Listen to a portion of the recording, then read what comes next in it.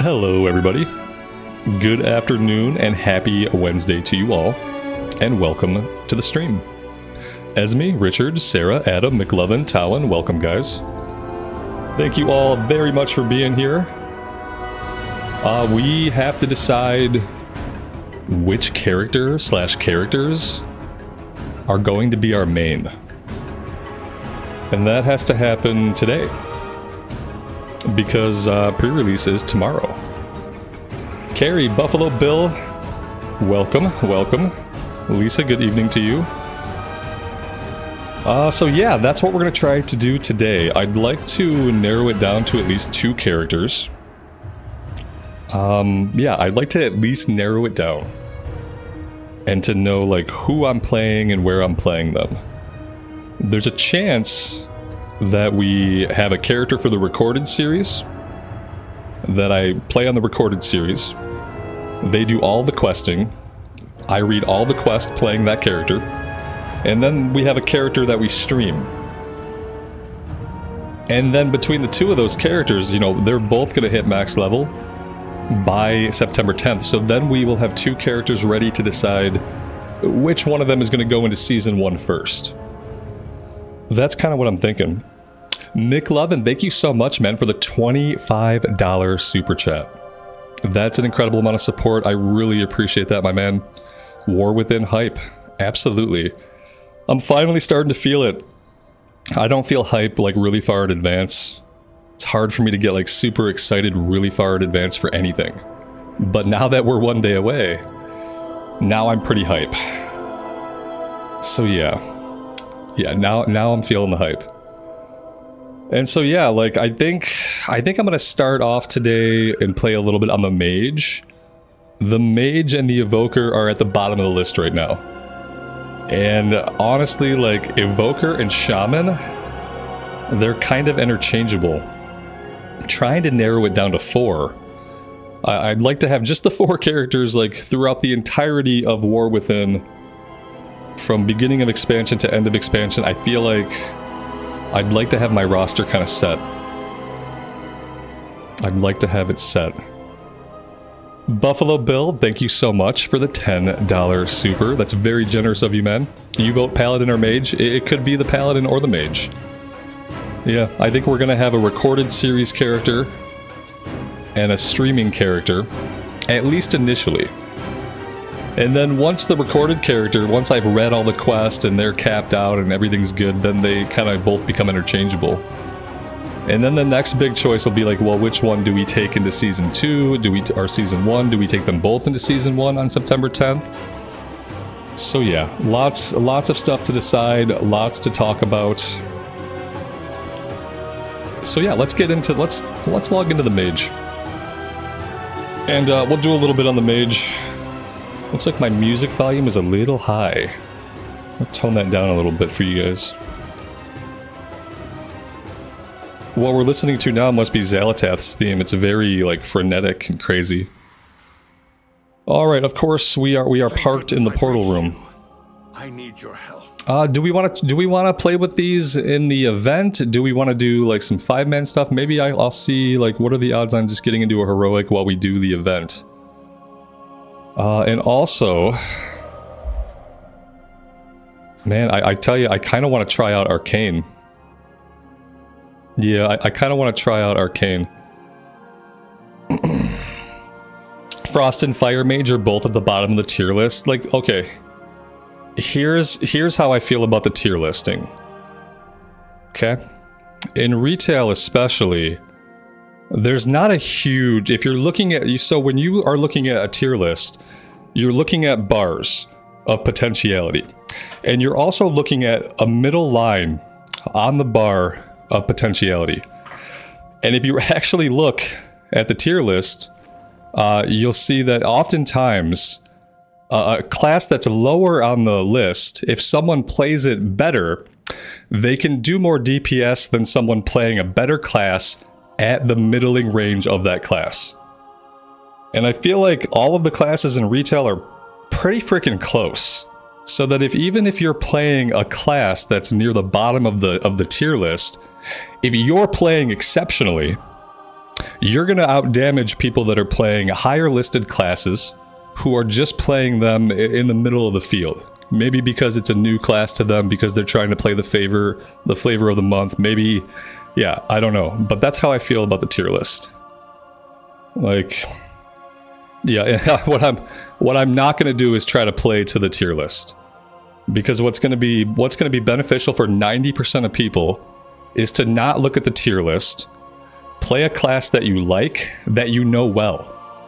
And if you know the class well, and you play the class well, you're going to outperform people who are simply playing the flavor of the month, the flavor of the patch, the flavor of the week, because you're going to know your class better, and you're going to have more muscle memory with it. So yeah, that's that's how I feel about that. They're all really close. Look at the middle line on all of them, and then look at the top end of some of the lower ones. And it far surpasses the middling point of most of the higher ranked specs. That being said, what I wanted to check out was Arcane. That was what I wanted to check out. Now that I've defended Fire and Frost, my intention was to check out Arcane a little bit today. Because of all the mage specs, Arcane is the one that like visually and just like character-wise interests me the most. Frost is fun to play. Fire I don't think I came to really ever understand. But like visually and thematically, if you guys remember like when I started this character, when I started leveling this mage, I started leveling this mage as an Arcane Mage. Because I was just really craving like the fantasy of an arcane wielding mage. So yeah, definitely my favorite aesthetically. Now, can I learn how to play it? I have no idea. They've simplified a lot of stuff. I know they've simplified some things. So it's possible that maybe I can learn how to play it now. It looks like I put some abilities on my bar. I've got the spec. I've put some abilities on my bar. And yeah. We'll see how this goes. I know I'm probably missing some things. Let me have a look. Mass Barrier we have out. Supernova. I don't see this anywhere on my bars. That's a 45-second cooldown. It's an AoE. It's a knock up. Knocks them upwards. Okay. Mirror images we have. Arcane Surge. Maybe we're good. Arcane Orb we have out. Touch of the Magi we don't have out. Oh yeah, we do. It's just not in a really good spot. What I don't know is like how much Frost Nova am I going to do as an Arcane Mage? Probably not a lot. I wouldn't think we would do a lot of Frost Nova as an Arcane Mage. Touch of the Magi. Okay. Alright, yeah, I feel like we've got most things out that we're gonna need.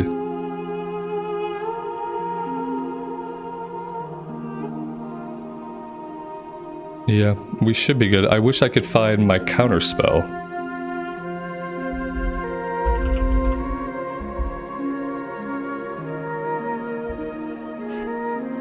That needs to go here. This needs to move somewhere else. Okay. That might be okay.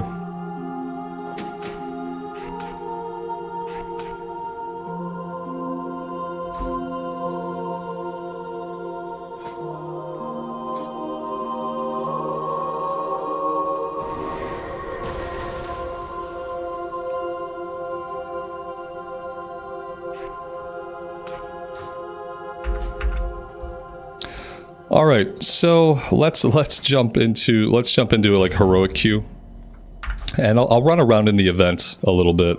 There remains and much I'm to sure get like done. the heroic queue is probably like a 6 or 7 minute queue. Remain vigilant.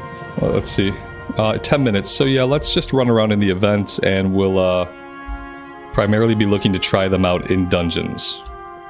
I don't think I can jump right into mythics on this character. Yeah, they have a 468. Item level. So like gear from the event would be pretty good for them too.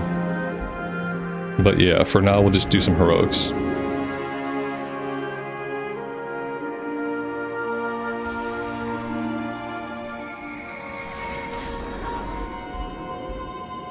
Only by working together can we succeed. Each of us has a role to play. John, good afternoon, buddy. Welcome to the stream.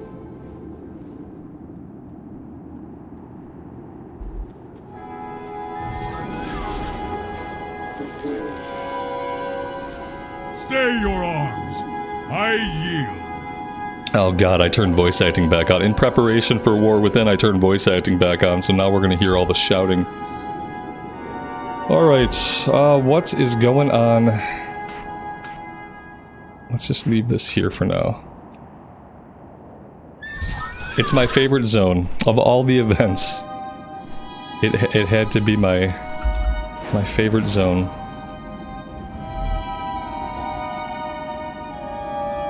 And so yeah, but in my mind... Thank you, High Lord. Oh, I gotta turn Now, voice acting off. challenges. Oh, I can't do it. begin the ritual of summoning No, we can't. when This I am can't be done. life. There we go. There we go. In my mind, Mage is the least likely. As far as like it being my main, it's very likely that I will play it in the expansion and that I will level it up and that we'll do some dungeons with it. But it's the least likely to be my main. So I kind of want to get on first and just see like, well, how does it feel? Arcane Blast, so that's going to build up Arcane Charges. I have an Arcane Barrage. Oh, we already have a queue. Okay. I'm completely okay with that. Am I part of the priority pass thing? You mean, are you asking me, did I pay them the $90 they want for the game? And because of that, am I going to play when the game actually goes live on the 22nd?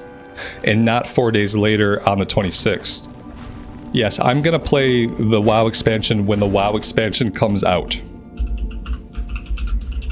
And the expansion comes out tomorrow at 6 o'clock Eastern time. So yeah. Everybody else is playing the game late. Because that's how MMOs work.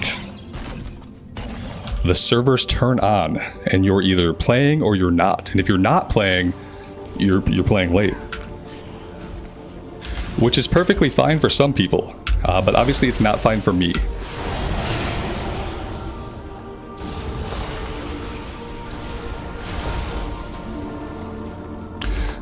So I have no idea what we're doing on this character. At all. I read a whole guide, okay? I read an entire guide. And like, I still didn't know. It was like, this is much simpler than it used to be, so I read the guide and I didn't understand any of it, honestly. So I'm kind of wondering if I can figure it out just by getting and pressing some of the buttons. Probably not. I probably won't be very good at figuring out. We'll probably have to take a look at some things, but yeah. Like here, I think I fired this thing off. Maybe I'm supposed to be Arcane Explosioning here. I'm not really sure. Arcane Explosion seems to not really be doing a lot. Probably not really what I want to be doing right now.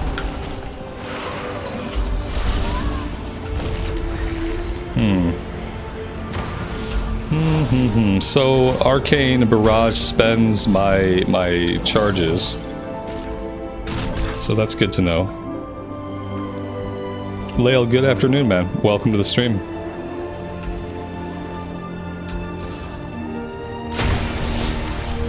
Oh god, that just fired an arcane orb, it just randomly in a direction that I didn't really want. Oh no. So my facing is going to be really important, because if I'm randomly firing off arcane orbs, like that could get really sketchy. Yeah, that seems really sketch. I don't know how I feel about that.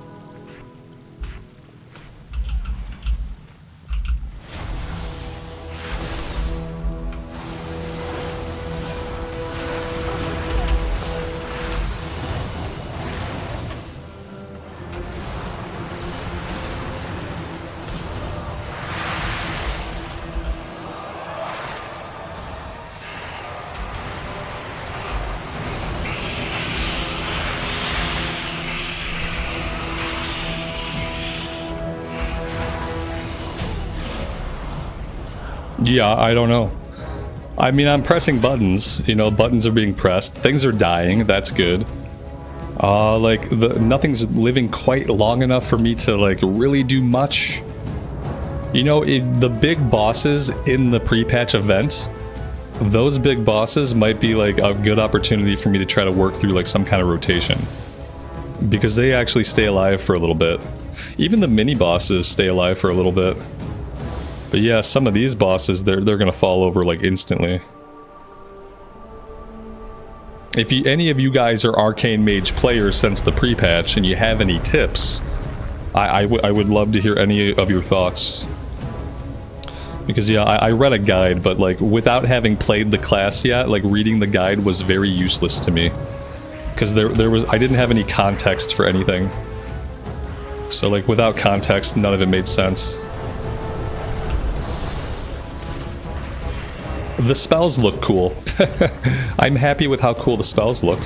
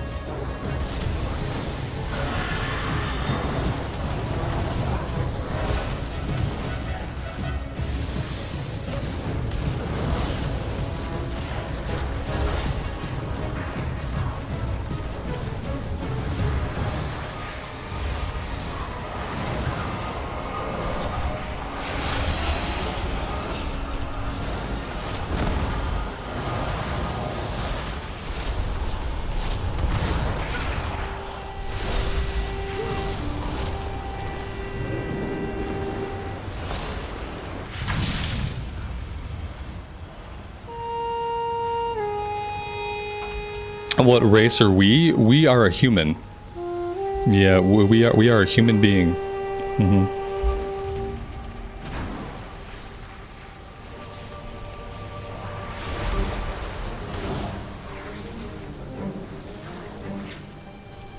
I'm noticing we have one ability that blows all of our mana, but then we basically instantly regenerate all of our mana.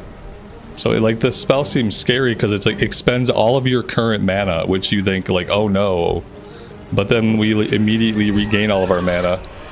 And I haven't really noticed any like gameplay implications of losing all my mana for 5 seconds. It's like not even 5 seconds, it's like 3 seconds of low mana. And then it just all comes back.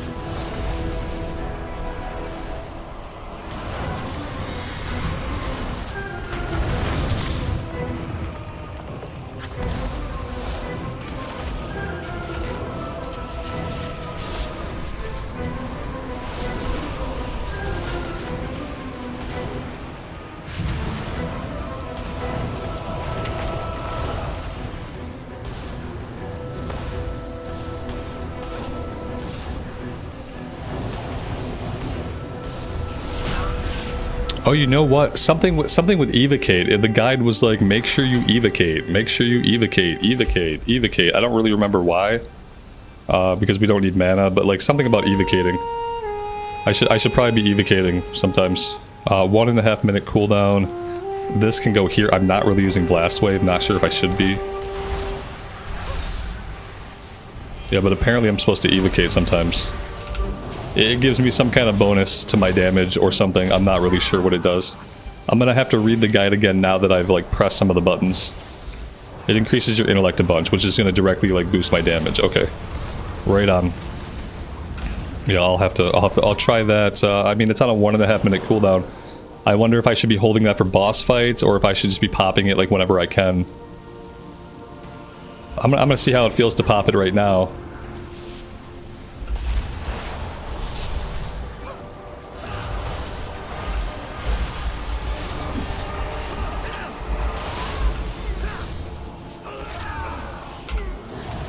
Yeah, like that felt okay. It channels really, really quickly.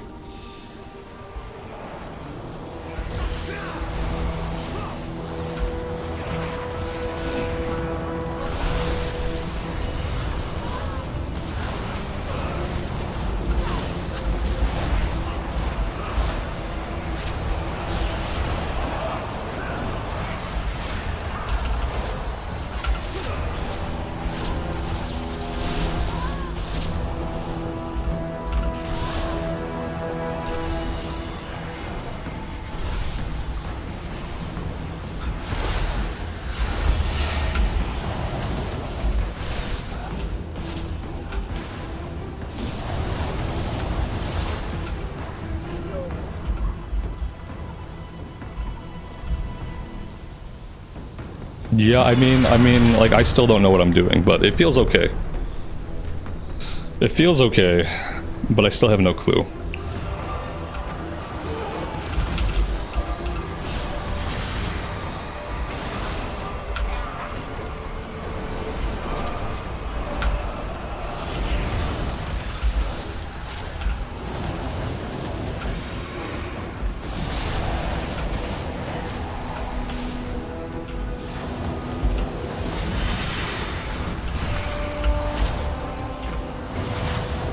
I can arcane missiles while moving. Can I always arcane missiles while moving, or is that only when like the proc is active? Because yeah, I didn't realize I can cast these while I was on the move. That's a game changer. That feels really cool. It feels really cool to channel arcane missiles while you're moving. Nice. Yeah, I mean, look, for my first time playing the spec, it could have been a lot worse. You know, I feel like I could have done worse. Especially considering my gear is not even the 480 that we can get from the pre-patch event. So yeah, I feel kind of good. Evocate, Arcane Surge, Barrage, Touch of the Magi. That's my opener. Evocate. Let's see if I can find these buttons. Evocate, Arcane Surge, Barrage. So we're probably going to be... You're saying we're going to be maxed out or something at that point. So we Barrage to burn that. Touch of the Magi applies Touch of the Magi to your current target, accumulating 25% of the damage you deal to the target for 12 seconds, then exploding. Oh, okay. I knew I was supposed to be hitting this, but I didn't know what it did. Okay. Arcane Orb is obviously like AoE packs. We're also firing off like random Arcane Orbs like off our body, like in the direction we're facing, which is something that you have to like constantly think about. I kind of like it. I like how it looks. Doing the missiles on the move feels really good. I didn't realize we could do that. Hi there, giant elite Nerubian thing. We will be right with you. Having Arcane Intellect up in general probably could have been a really great idea. Like, you know, like throughout the entire dungeon.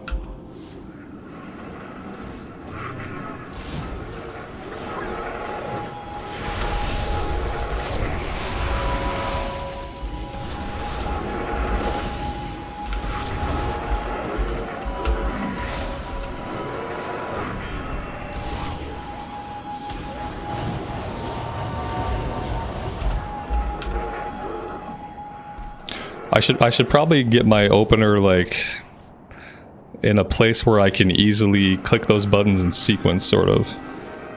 So I'm going to evocate first. I'm going to put evocate down here. Evocate. Arcane Surge I think is good where it is, so I'll evocate. I'll Arcane Surge. Barrage is fine. Touch of the Magi is fine. Yeah, I think just having evocate up here is going to be better. This I have down here. I could probably put my defensive on R. Alright, what do we got going on? We got stuff going on. Just nothing going on right here.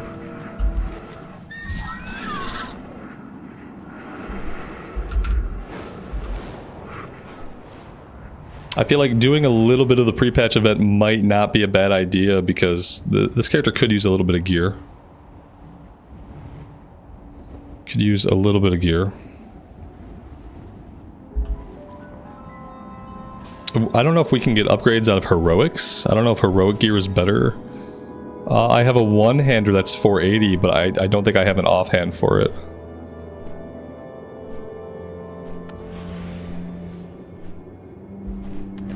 Doesn't seem like it. I'm also noticing that oh, here's my quest. I wasn't tracking the event. Let's minimize all that stuff. Let's go into our quest log and do a little bit of cleanup. I did all the cleanup already on the Paladin and on the Priest, but I didn't do any cleanup on this character. I'm just dropping every single quest that I can while we sit here and let people complete the event for us.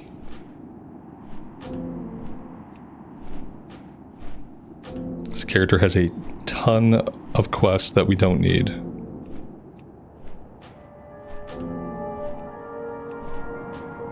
This is like one of the best things about a new expansion is the feeling you get when you can go into your quest log and drop everything. When you can go into your bags and just sell everything. And just clean slate. Complete clean slate. There we go. That's it.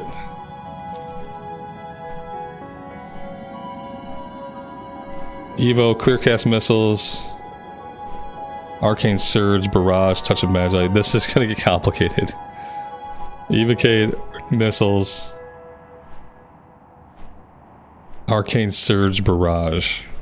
Yeah, that's gonna get complicated. We'll see.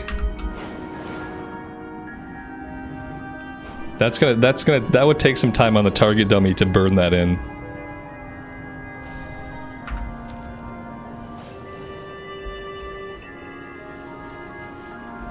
So we're gonna evocate. We're gonna clear cast our missiles. That gives us the precision. We're gonna Arcane Surge. We're gonna Barrage. We're gonna Touch of Magi.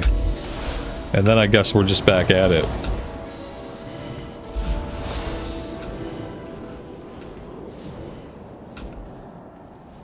Yeah. I'm gonna copy that out somewhere.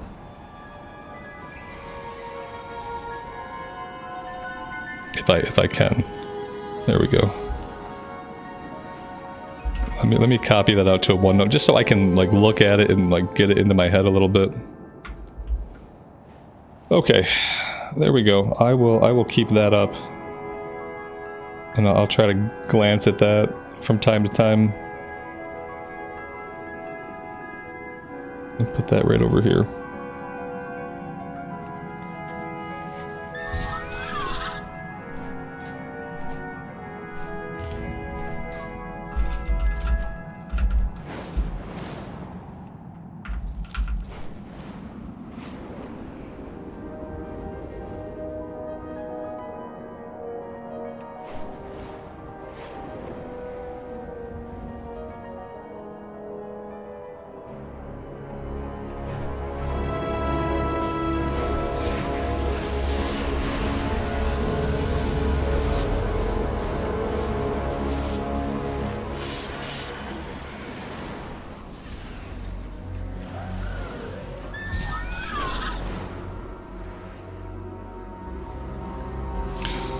What's the blue swirly?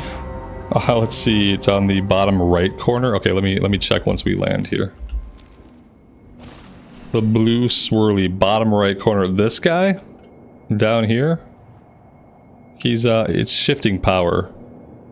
Draw power from within, dealing arcane damage over 2.9 seconds to enemies. It's this. Do that after my burn. Oh, okay. Gotcha. So that's like that's the end of that initial opener. All right, yeah, this all seems, it's still, I know they made it a little bit less complicated for people.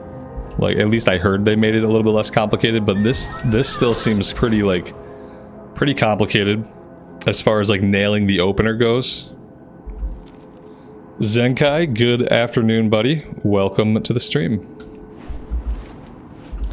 Like, the spec feels really cool. The spells look really cool. And I like the vibe. But, yeah, the opener is complicated still. I'm glad I didn't try to play it, like, before they made the changes. It would have been basically impossible.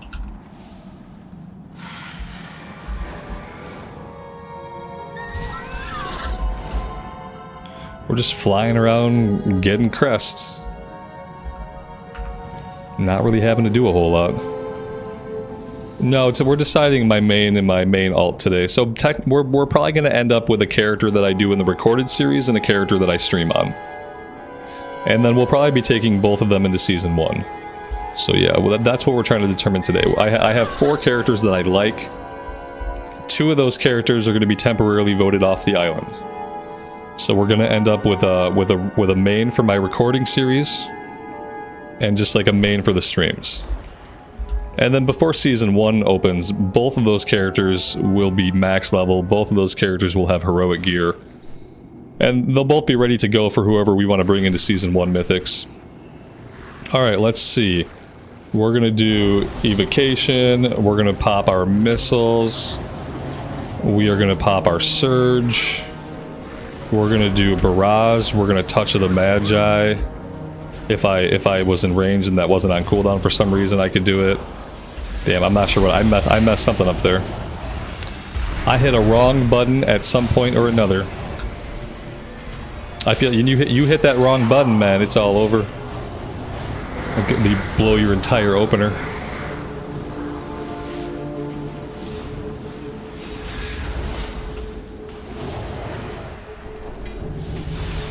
Oh, nice. We got an item here in a chest. What do we got? We got a one-handed sword. Okay, that's great. Now I just need an offhand. We can get an offhand from the vendor, I'm pretty sure. We don't have enough memories yet, but maybe if we turn the quest in, then maybe we can get it. Try to hit Touch of the Magi while Barrage is in flight? Ooh. I get what you're saying, because it's like off global cooldown maybe, or like maybe we can sneak it in even if it's on, but that's also very complicated.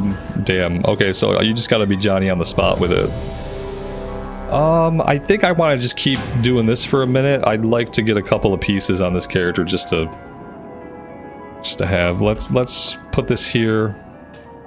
Let's grab an offhand item. What do we got for offhand items? This is a wand, not what I want. Two-handed staff. Don't tell me they don't sell a one-handed offhand item. Okay, here we go. Held in offhand. Thank God. Okay, there we go. There's that at least. That's done. I feel like some of these bosses give me a better opportunity to walk through the rotation, whereas like the heroic bosses really don't. I do want to do some more dungeons to kind of see how my DPS compares to other people. But yeah, I think we'll do a few more of these. I'll queue up one more time. We'll take the next queue. So I do want to compare my damage to other people who are also doing like heroics, but I also want to be able to work through the rotation. And the bosses out here give me a better opportunity to press more buttons.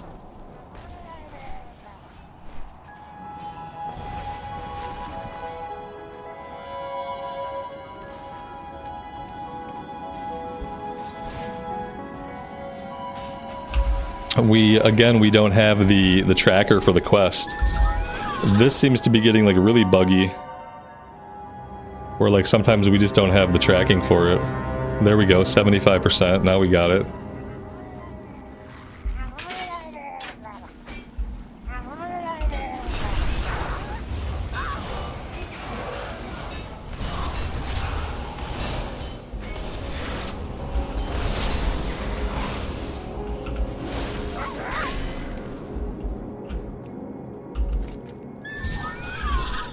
Here we go. Champion's Call will be a good opportunity to work through the rotation a bit. Alright. Okay, that phase is dead. So we're gonna evocate, we're gonna surge, we're gonna clear cast missiles, we're gonna touch of the Magi. I didn't do that right. No, see, I already messed it up. I cast missiles, then I cast touch of the Magi, then I hit my barrage. So yeah, like, I don't know if I'm ever gonna get that part of it.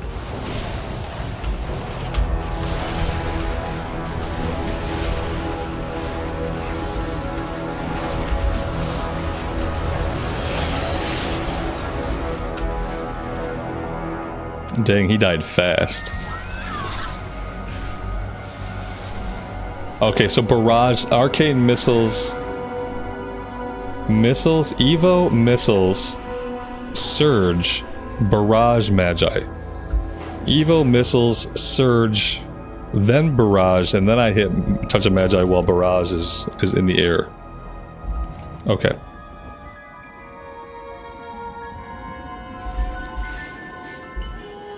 Yeah, I need to go slap a target dummy. I don't like slapping target dummy. I like slapping real mobs. I know, I should go use the target dummy. Obviously, like, the target dummy would be a way to burn that in, but then again, like, you still have a minute and a half. Like, if you're practicing the opener, you can really only practice your opener every minute and a half anyway. So, like, I can stand the target dummy, but...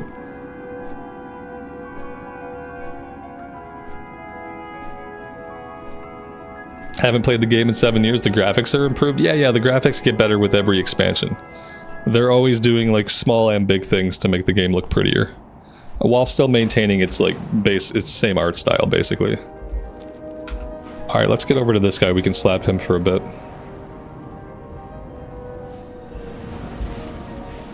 So evocation, missiles. Then we do arcane surge. We hit barrage and touch of the magi. Boom, just like that. Okay. Yeah, I got it that time. Like, I probably, by this point, I want to have my mirror images out.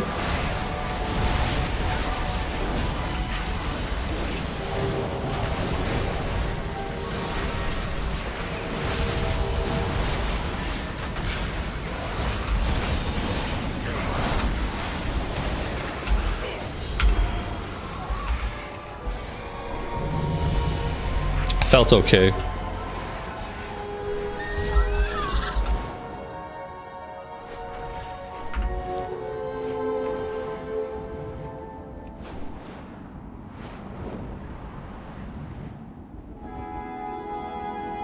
Oh god, make sure I have 4 orbs before starting the burn. Oh boy. Yeah, I've just been kind of rolling with it. So many things to consider. I think this is a really cool spec. I think if I had played it, if I had played it like a lot more, it'd probably be a good spec. It's gonna be a hard spec to a newcomer. Like, if I had played Arcane the way that it was and had a lot of like practice with that, then this would probably be like really simple for me. But yeah, this seems like a complicated one to jump into, like on the eve of the expansion, no less. But it does seem really cool.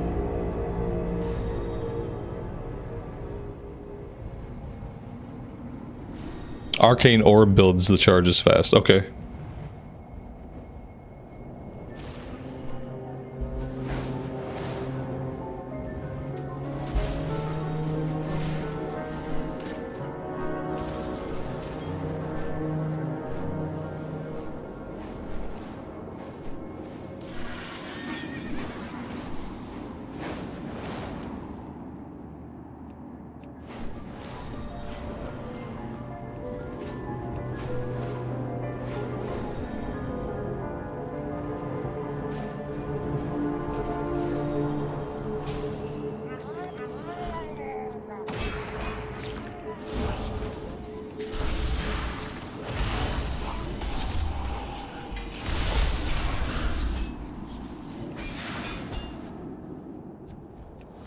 I randomly got an epic mace. When did they start giving out random epics? We haven't been getting a lot of random epics. I'm in combat with a level 30. Okay, good. Okay, great. Yeah, we got a 480 weapon that I don't need.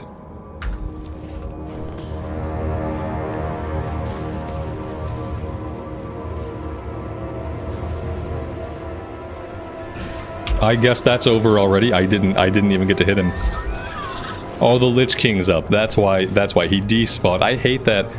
I feel like if they have mini bosses that are spawned in that are actively in combat, even if the bar hits 0% and the big boss is spawning, they should leave the mini bosses up.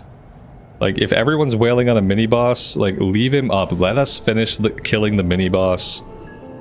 Then spawn? Or, like, I don't know. Like, maybe they can both spawn at the same time. I don't know. It feels really bad to not be able to finish what you're doing.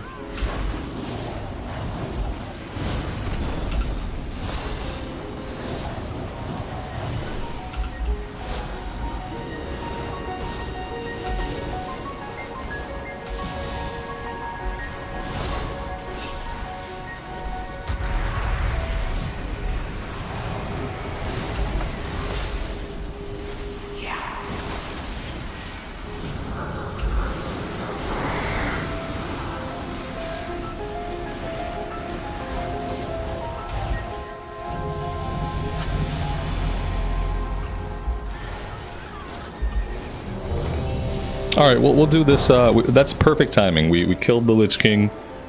We will do this 5-man heroic. And we'll see how we're feeling.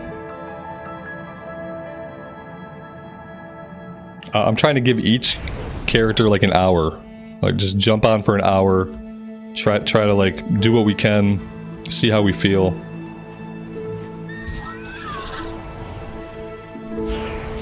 This spec would probably take me more than an hour to really figure out and see how I feel. I like it, I just don't know if I would ever be good at it.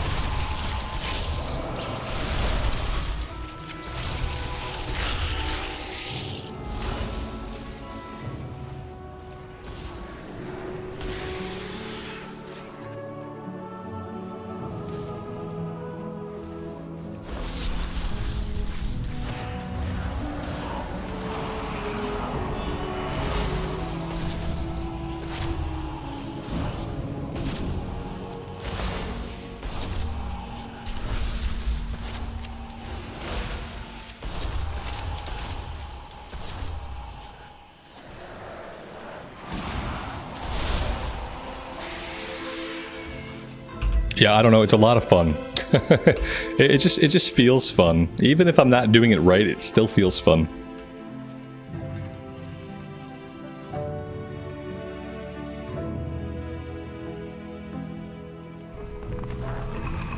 See, everything's on cooldown here, so we're kind of effed. Like, our opener is just, it's just effed. We had Arcane Surge was on cooldown, so that kind of broke my brain for how to open.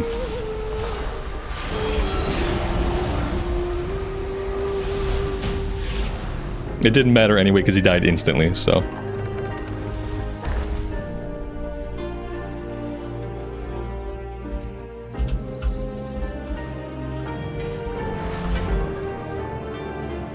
So her heroics are giving 476. I don't think we need 476. We might have a couple of crappy pieces. Oh yeah, we have a couple of bad pieces. I take it back. Lael, right on, man. I appreciate you lurking. Thanks for hanging out.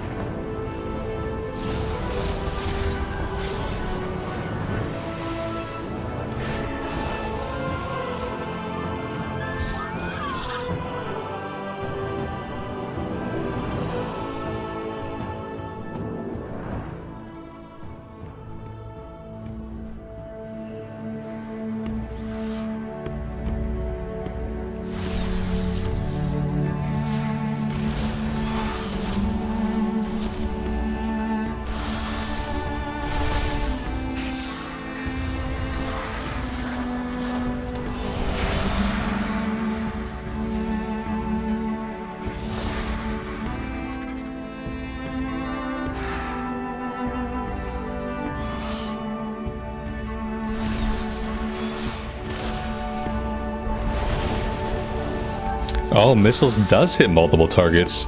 How many targets does missiles hit? And in that case, should I ever be doing Arcane Explosion? Like, if I have a choice between missiles and Arcane Explosion, like, when they proc, should I just do missiles if it's going to hit multiple targets?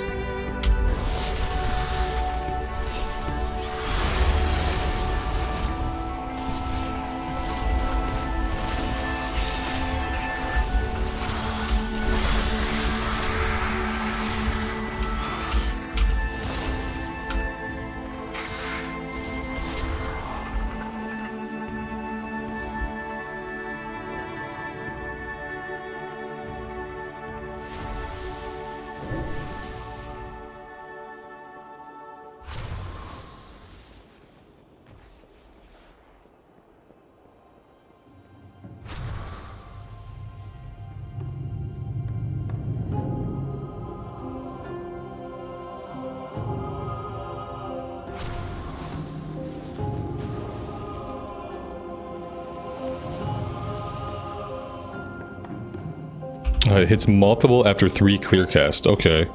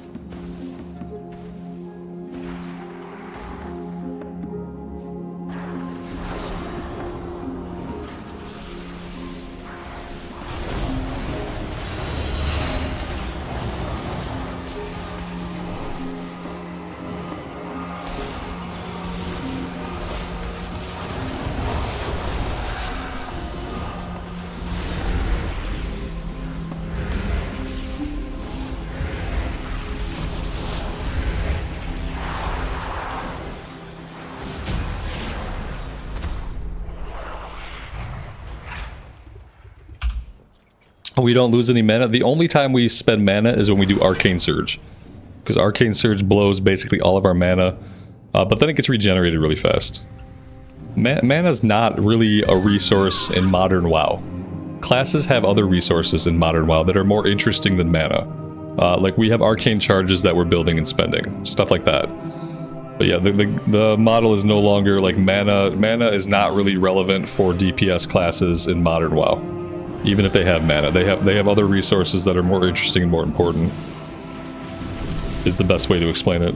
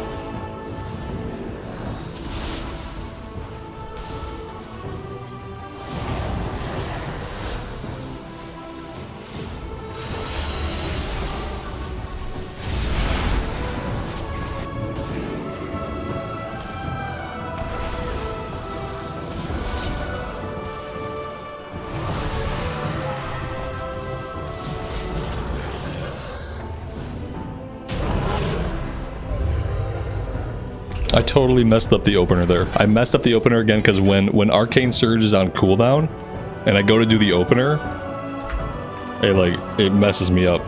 But even with that, we did okay. Like, even with my opener being completely broken, we actually did okay. I really like this spec. This is actually a lot of fun. Alright, I think that's the end of that one. Let's skedaddle. Let's see. The top of the hour passed, so the place of the pre-patch event has changed. So if we want to do any more of that, we do need to get ourselves out of here.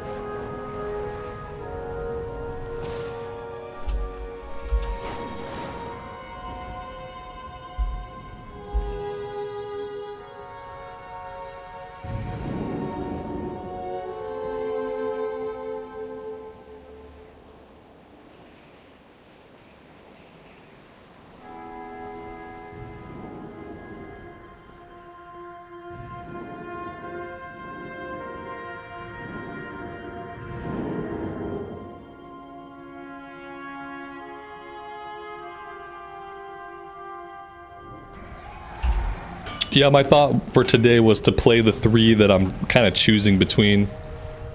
And, like, ultimately, I'm going to pick 2 of them.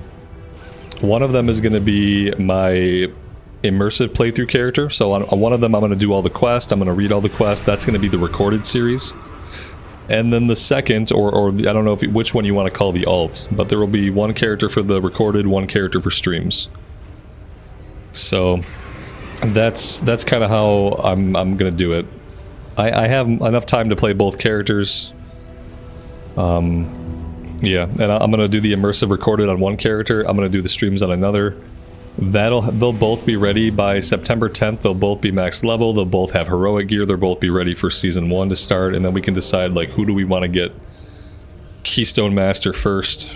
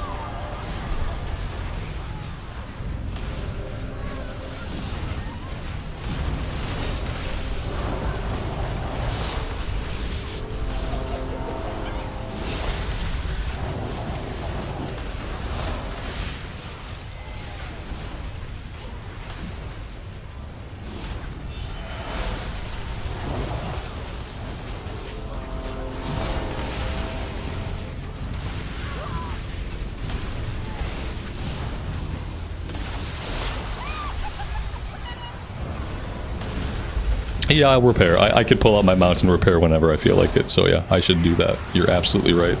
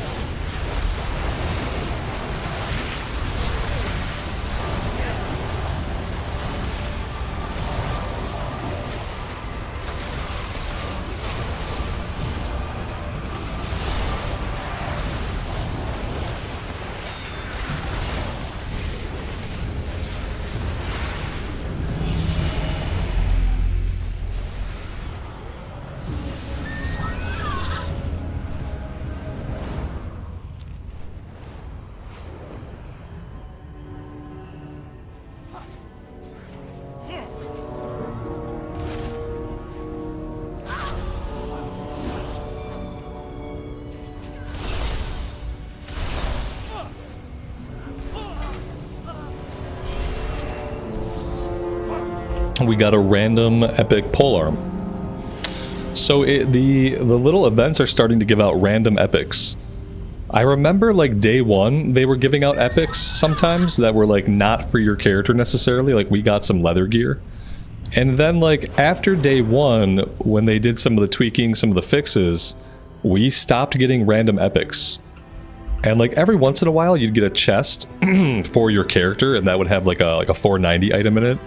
But we basically stopped getting any random epics, and I did a bunch of characters leveling through these events and didn't really get any. Maybe, my only thought is like maybe the random epics, maybe you only get those if your character is level 70. That's really, like, maybe that's what it is. Maybe that's why leveling all those characters I never got like any random epics. Maybe you gotta be 70.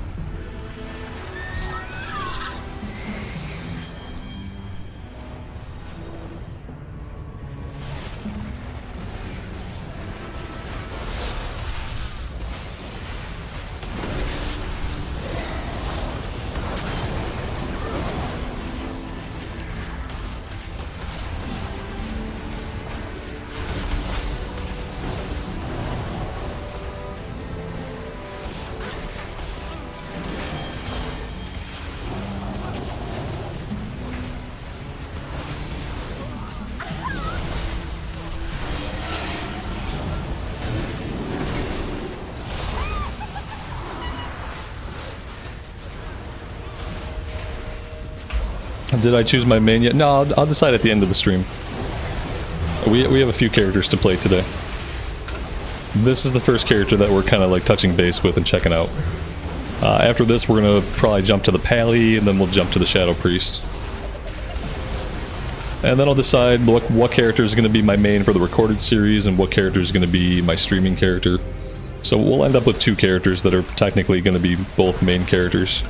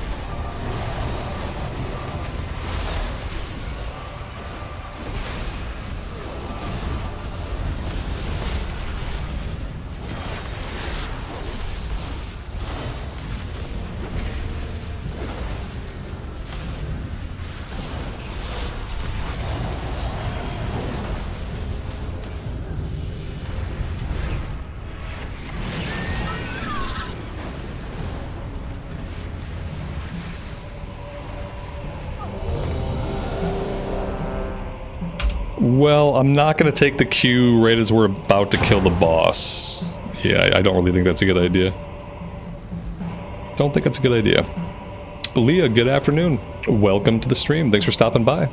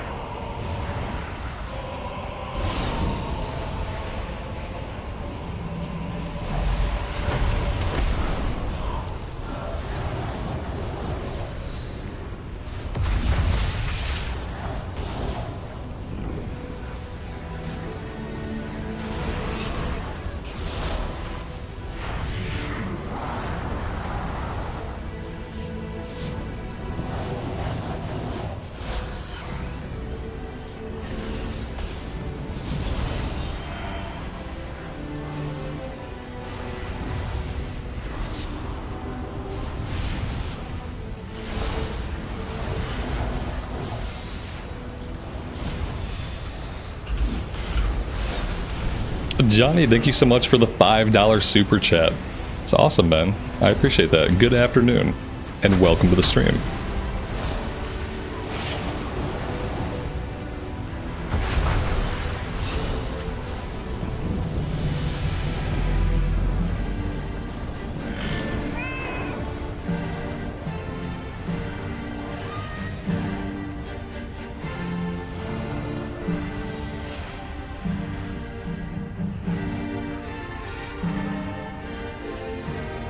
Alright, so we've been at it on the mage for a little bit over an hour now. The Arcane Mage is a lot of fun. The opener is a little bit tricky. Like, you're supposed to nail this opener. You know, we're supposed to pop Evocation, and then we do Arcane Surge. Then we fire off of missiles. Then we hit a barrage and a Touch of the Magi at the same time. And maybe then we finish all that with a Shifting Power. And then we're into our rotation. So like the opener is a bit complicated. The opener takes a minute to get going. But once you've done it a handful of times and you kind of like get it, it's fine. The only problem is like sometimes I go to do the opener and one of my buttons is on cooldown and my brain locks up. Like when I can't do the opener all the way through, I'm like, oh wait, what's next if I skip that? So that's really like the only downside. But it's fun to play, man. Like the buttons are fun to play. Being able to do arcane missiles while on the move is awesome. I love tapping it on the move. It feels really good. Yeah, I mean, it's a good time. I kind of wish I had experimented with this spec a little bit sooner. Like it's always like I'm a little bit wary of taking something kind of new like into an expansion. And then I also though feel like leveling up, I probably would still level up as Frost. Like I'm not sure if I would do solo content as Arcane or not. Maybe I would. But yeah, so it's a tough one. I think for now what I'm gonna do is I'm gonna jump over to the Paladin for a bit. And maybe we can do on the Paladin and on the Priest, we could probably do some mythics. We don't have to come farm the event. We could probably do some mythics. See how we feel. Have they announced the release time yet? It goes live on the 22nd at 3 p.m. Pacific Standard Time, PST. That's 3 in the afternoon Blizzard time. So if you're in the eastern part of the United States, that's 6 p.m. That's 6 p.m. where I'm at. If you're in the west, it's 3 p.m. If you're in Central Time, it's 5 p.m. Mountain Time is 4 p.m. If you're in the EU, question mark, it's gonna be 6 hours later, give or take. Like if you're in the EU, like anywhere between 9 and 11, I guess, in the evening.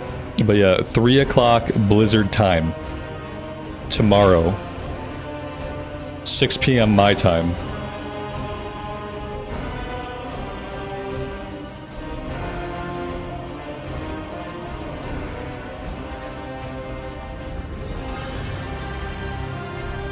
And like, I'm not sure if servers are going to be down all day or not. They did kind of a longer maintenance this week. I feel like they also did maintenance like earlier today. So they've been doing longer maintenance. I wonder if there's going to be an all-day maintenance and the servers are going to be off until 6 o'clock my time. Or how exactly they're going to handle it. As you can see, I went to the place and I got all my tier pieces. Looks pretty freaking sweet, man. I gotta say, like, this looks cool.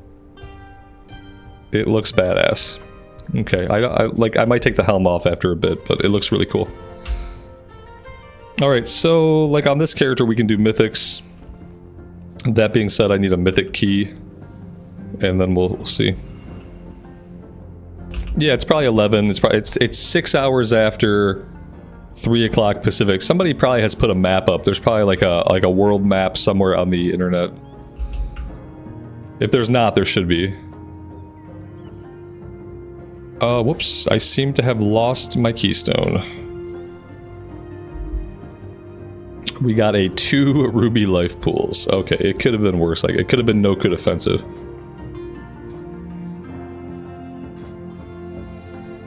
Do-do-do-do.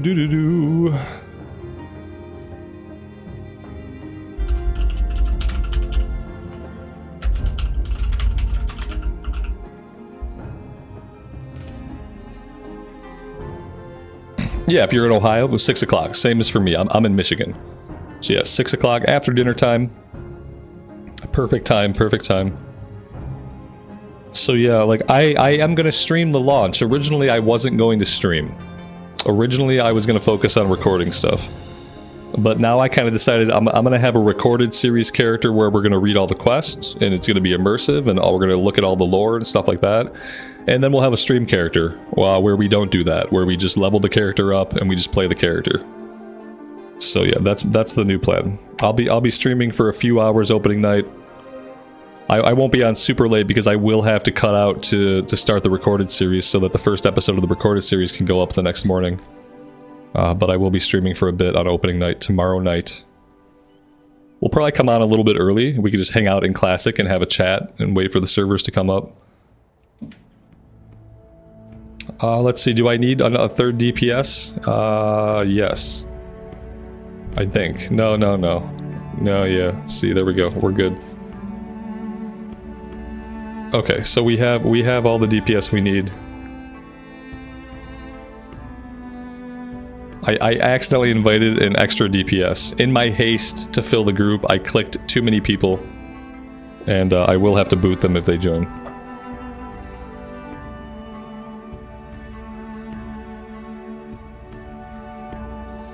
Yep. So yeah, we're gonna have the full lore playthrough. The full lore playthrough is gonna be like, I'm gonna read all the main quest, all the side quests, we're gonna read all the item descriptions. I'm gonna do like every single quest there is to do in the game. I'm gonna read every single quest, and that's gonna be character 1. And then we'll have a character that we stream. So those are my two. I guess it's like they're 2 mains. Like, neither one is a main, they're both mains. And then, you know, in the future we'll have time for at least 1 alt. Boom, boom. See, I need to, like, this guy kind of messed my party up. Like, I need to not be a raid. Oh no, this is not good. Let's remove him. We're not a raid. Let's not be a raid. Convert to party. There we go. We're a party. That's fine. Okay. There we go. Now we're good. Yeah, premature invitation is a real problem. Yeah, it is. That was accidental invitation. Yeah, accidental invitation is just as bad. Yeah, I was just clicking, and I clicked too many DPS. So, yeah. But we're good now.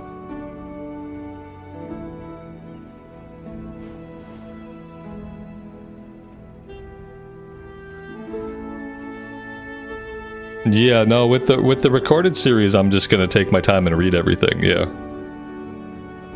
That's my plan with the recorded series. I'm gonna read every single quest and do every single quest, all the side, and I don't really care like when I hit max level. Like most of the questing I will do on that character, I will probably be max level. What do I want here? Dang, yeah, here we go. I know I said bring your alts. I feel bad. I should have invited one of the low level characters.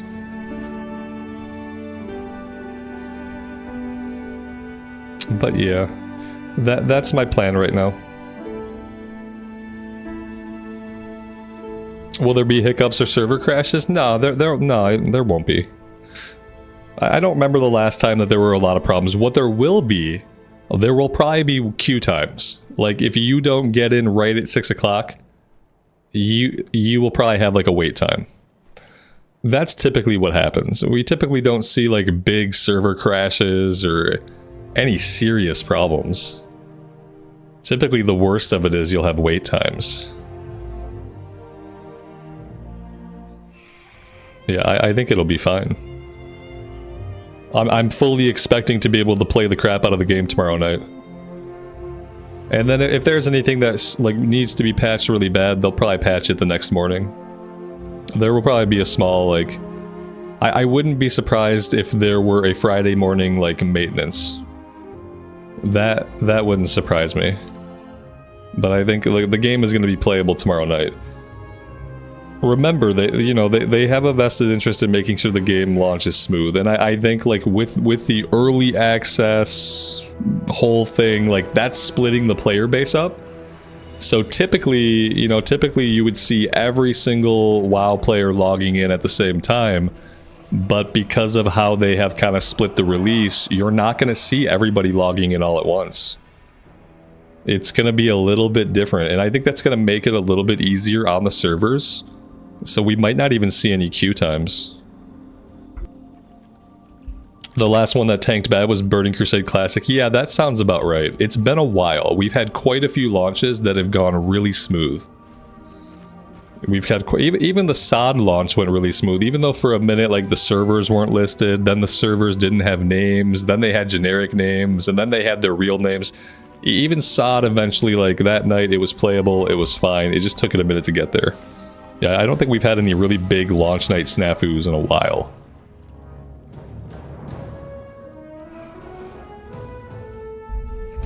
Yeah, I don't think it's going to be super bad. Yeah, I as far as it being crowded with players, like I like that part of opening night. Like because it doesn't stay that way. You know, people spread out by the second day, people spread out and it's fine. But I kind of like the hectic part of opening night. That's ultimately why I kind of made the decision to stream, because I kind of want to hang out with you guys and like actually get to hang out for opening night. So we'll do a few hours on stream and then I'll bail early and then I'm going to start my recorded series. But that way we'll have both characters going. I have to do stuff here. Yep. I have to do stuff.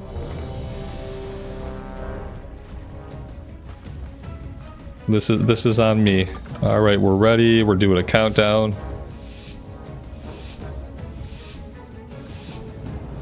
Yeah, I'm gonna have fun streaming it. But what I knew I couldn't do, I knew I couldn't stream and read all the quests. So those have to be different playthroughs. Like, I can't do the stream and run the stream and be interactive and be reading every single quest and every single description. Like, that would never work. So yeah, that's why I finally settled on just doing them on different characters.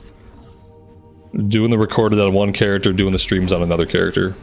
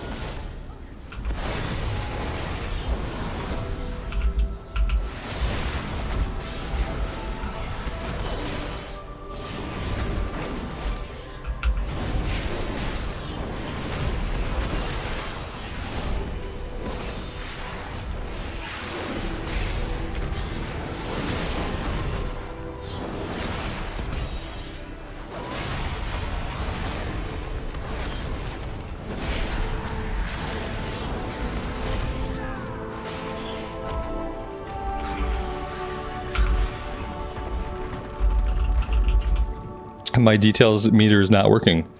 And I actually need it to work so I can see how we're doing. Okay, there we go. It's broken like always, but at least now it's like sort of working.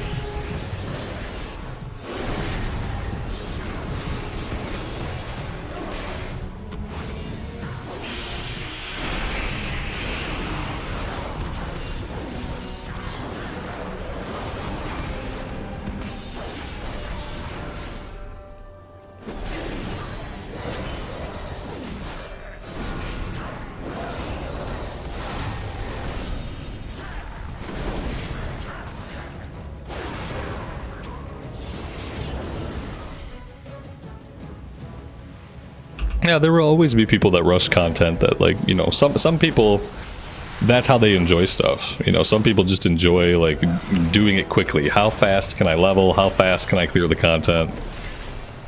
It's just what some people like. I've never really played that way, but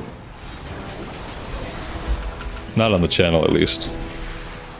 Back in the day, like, you know, when I just played, like, in my 20s and stuff, like Wrath of the Lich King, Cataclysm era, we competed in the guild to see, like, who could get to max level the quickest. So, like, I understand that mentality because I used to play that way, but not in recent history. And even then, I don't think any of us were, like, rushing, like, super hard. It was just, like, a friendly competition within the guild. Who could be the first set of max level characters? We were all always just excited to hit max level and start doing heroic 5-mans. So you always wanted to be part of that, like, first 5-man heroic group that went out in the guild.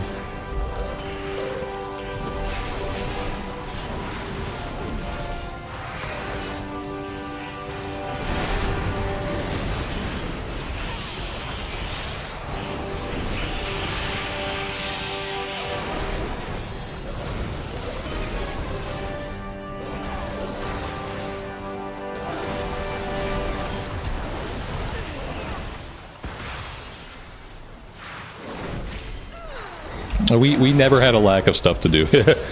I don't remember ever, like, really complaining about, like, a lack of things to do. When we ran out of stuff to do, we rolled alts, and then we did alt raids. And then when we got bored with that, we rolled more alts and did more alt raids. But that was, like, one of the perks of being in a good guild. If you're not in a good guild, if you're just a solo player and you're rushing, then, like, as a solo player, yeah, you could probably run out of stuff to do.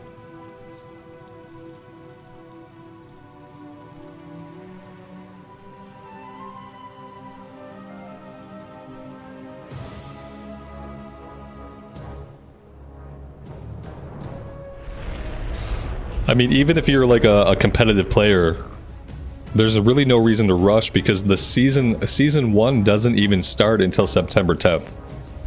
Unless you just want to, like, get everything done, get your character to cap, get a bunch of heroic gear, and then, like, take a break from the game for a few days. Which seems like a weird thing to want to do at the start of an expansion. Like, there's really no reason to rush because you're going to have a lot of time between, like, when release is and when the season actually kicks off. If you're doing any kind of, like, endgame content, then rushing is ultimately pointless. You can't rush the season out.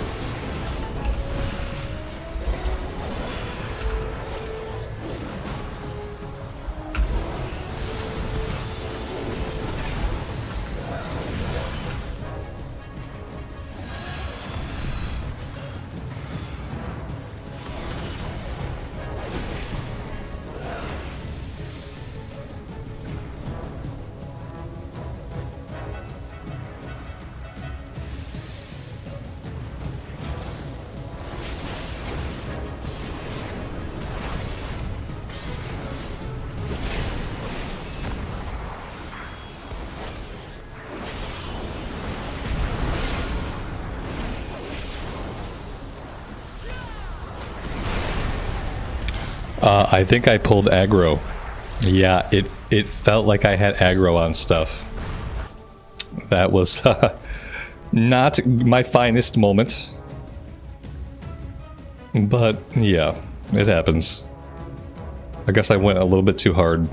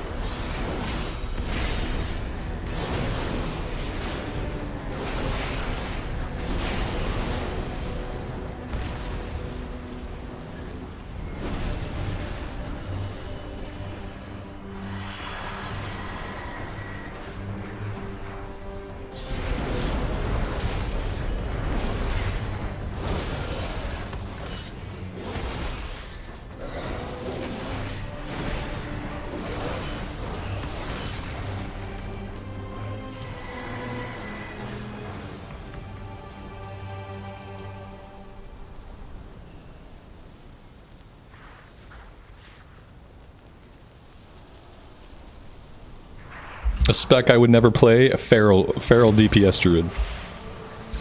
That is without a doubt a spec I can say I have no interest in, that I would never try. It just doesn't appeal to me at all. Feral cat druid. Absolutely, probably would never happen.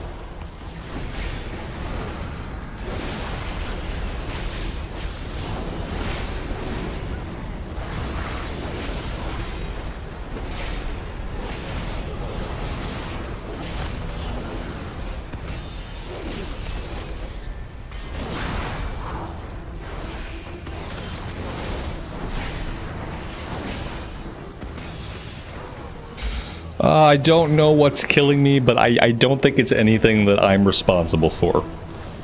I do feel like there's just some damage going out, and like maybe the healer is having a hard time healing. You know, a lot of people are trying new classes, new roles.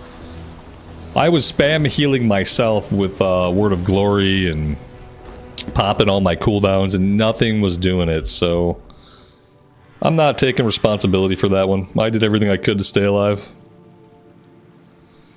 I just don't think the heals were quite with it. I got a breaking weapon. I have to yak up I can't because I'm in combat. Okay. Perfect. It looks like we've started the boss.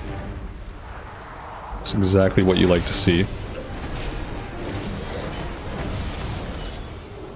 Someone's already dead. That's great.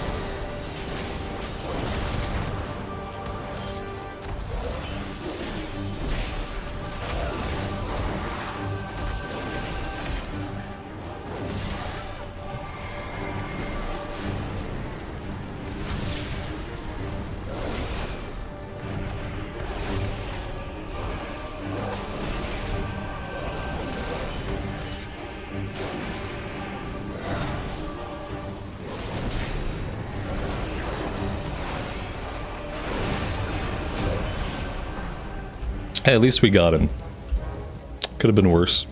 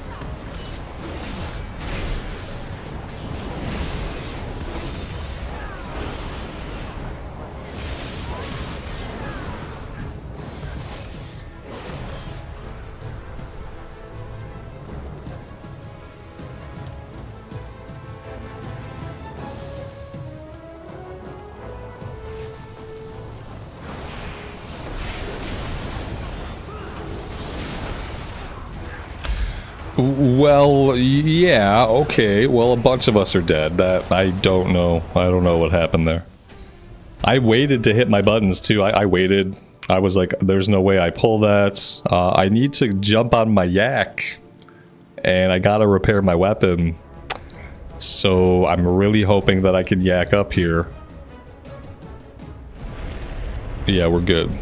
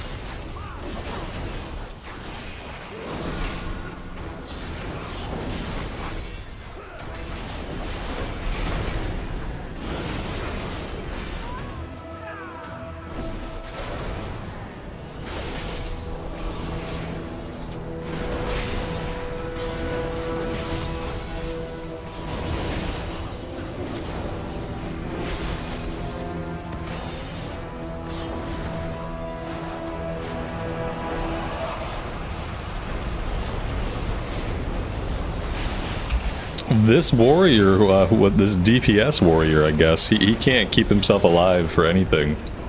But then again, neither can the healer, so, you know, what are you gonna do?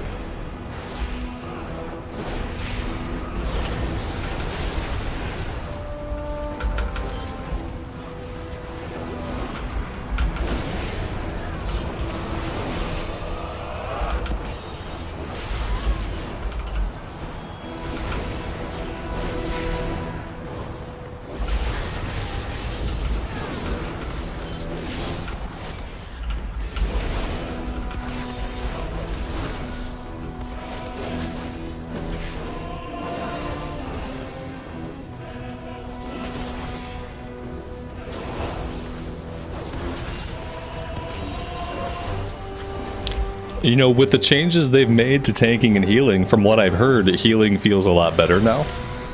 And like, while I would probably check out healing if it was possible for my class, I would never main heal. Like, I'm never gonna main Mythic plus heal. It just isn't that interesting to me, I don't think. If I had a raiding guild, and we were raiding like heroics, I would consider being a raid healer. But not for Mythic plus. The only time I would really enjoy healing would be as part of a raiding guild. But I'm gonna take a look at it because of all the changes. If we go on the Pally or the Priest.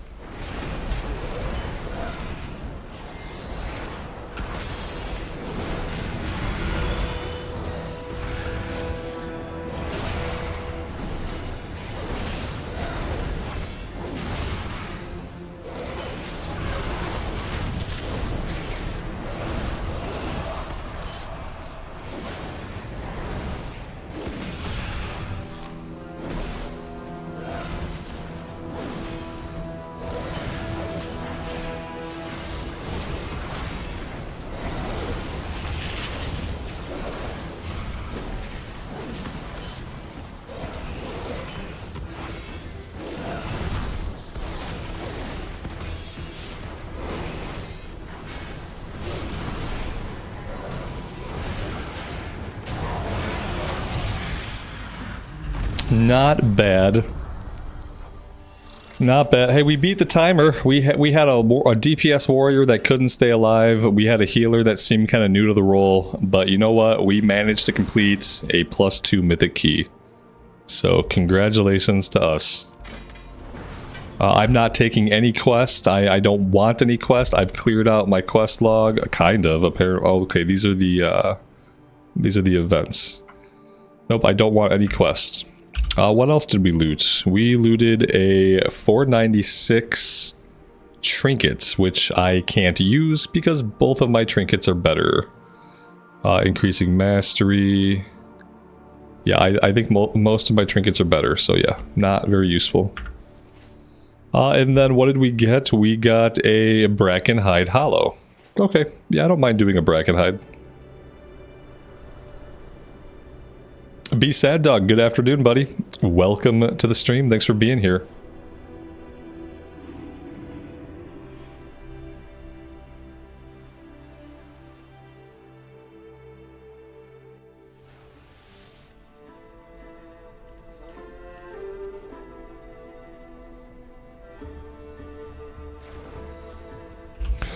I really can't get over how awesome the Paladin tier set looks. Plate is just so good in this game. Like, the plate armor basically always looks awesome. So many really cool details. Oh man. So freaking cool. Alright. Let's do another one. I have to say, like, as always, man, the Paladin is a joy to play. The Paladin is so much fun. It's like... it's so good. Obviously, it's super mobile. I never feel like we lag behind on the Paladin. I always feel like we can keep up. It just feels natural for me to press the buttons. I just feel really good with pressing the buttons. It's kind of a more forgiving spec, so there isn't like that hard line opener, the way you have to like perfectly execute your opener as an Arcane Mage. Or even as a Frost Mage, they have a pretty precise opener if you want to maximize your AoE damage. Like, you don't have as much of that on a Paladin. You can make mistakes and it's forgiving. Just a really great spec to play. Just a really great spec. And then obviously with the Pally, it opens up options for tanking and healing. We did tank. We tanked a couple of mythics last week, I think. Maybe the week before last. But yeah, we did tank a couple of mythics, and it was okay. Like, I had an okay time. You know, probably not something I want to do full time, but it was okay. I haven't healed on it yet, but I heard good things about the healing changes for the War Within. So if we want to do some healing on it, the class is going to be in a really good spot to let us do that. Back to the dungeon queue. Let's start a group. I'm tempted to bump this down. Like, I don't know if we really need to do a +4, but yeah, I guess we can. I'm tempted to bump it down just so like people that have alts and stuff can come, but Let's try it at a 4. Should be okay.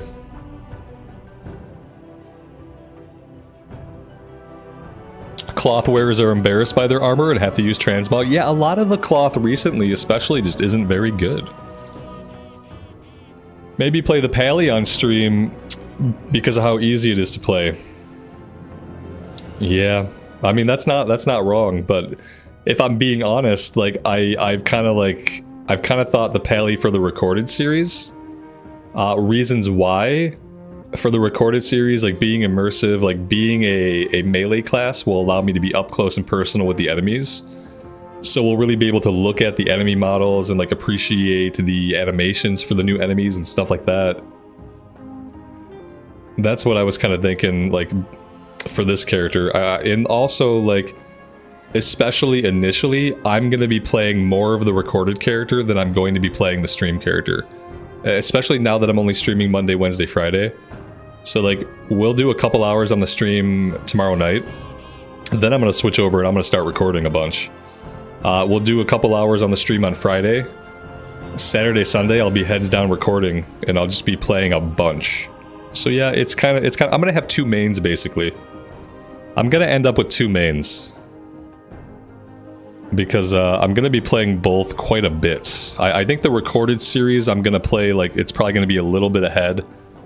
But then again, on the recorded series, I'm gonna be reading everything. So that might slow me down a little bit more than I think. But yeah, I'm still very undecided on like what I want to do and how I want to do it.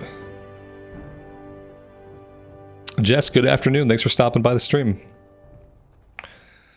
But yeah, I mean, I feel like, you know, I don't have any problems with the Shadow Priest rotation. We'll get on the Shadow Priest in a little bit and we'll see. You have to think a little bit more than you have to think on the Paladin. But I feel like I do like pretty good on the Shadow Priest. Like, no matter what, like, I guess like the reality of it is, no matter what, when I'm doing mythics, like when we're doing mythics, I'm gonna have to focus more on playing the game. You know what I mean? Like, even if the rotation is a little bit simple, it's not a challenging rotation, even if that's the case, I still have to have eyes on the screen because I don't want to stand in stuff and die. So like, ultimately, no matter what I play, it would be nice to have like just more of a forgiving rotation. The Shaman and the Evoker also like have rotations that are not super challenging. They have rotations that don't require like a very specific opener to set up. And they have rotations that feel kind of forgiving. So like, man, the Shaman and the Evoker are still like in my head. I know I wouldn't main an Evoker, but in a world where like I'm technically gonna have 2 mains, in that world, like, I don't know, maybe there's room for an Evoker in that world. Do I take a warrior or a DK? I guess I take a DK.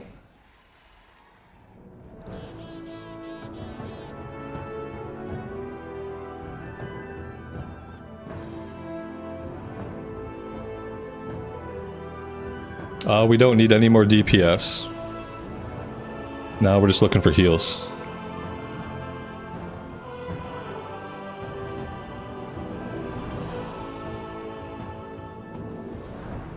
Oh, Talon, you're marked as a tank right now then, man. Should I do like a roll thing? Can I do like a roll check to get that switched?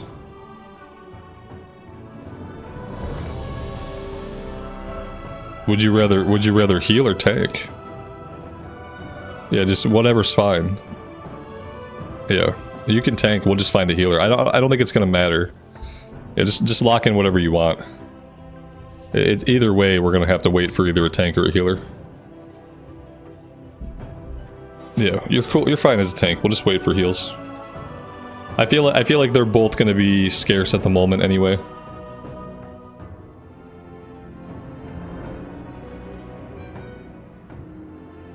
Yeah, I'm very conflicted.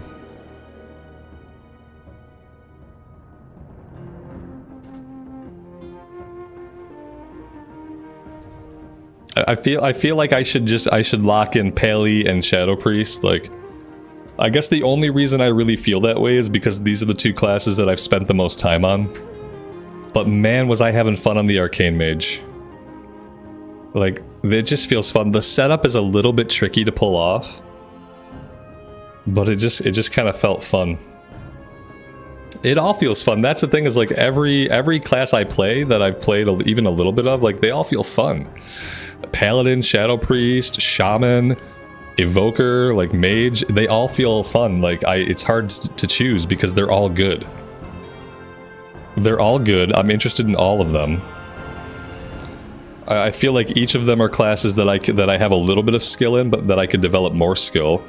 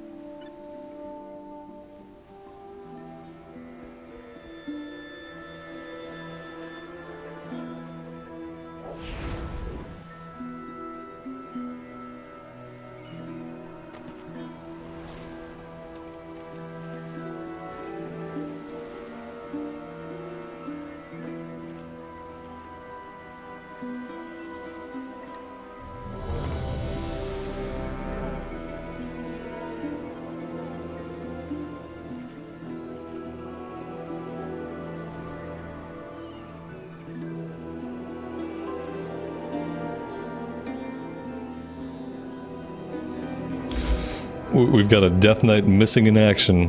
Where's he at? Here he is. Clicky, clicky, Mr. Death Knight. There you go.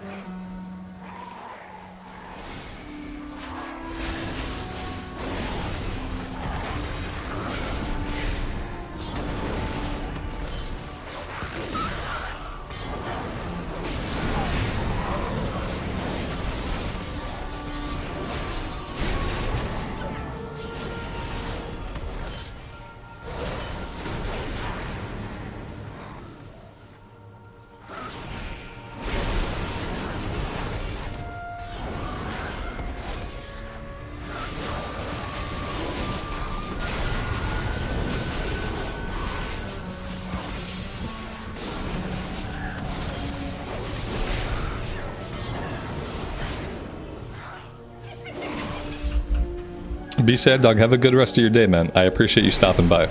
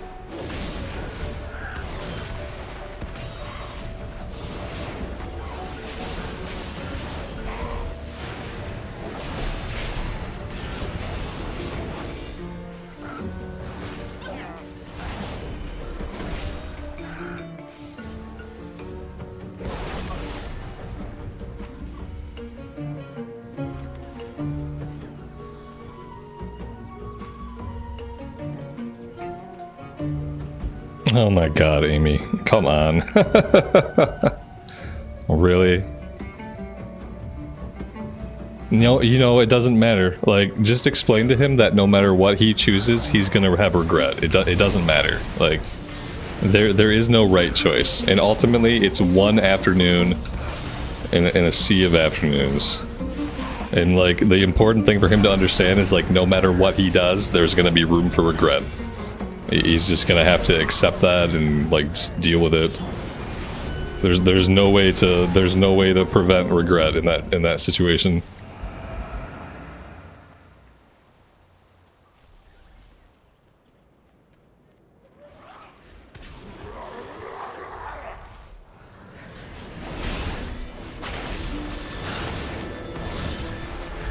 No, they're not neighborhood friends. One is a family friend that lives kind of far away, and the other one is just a neighborhood friend who he plays with.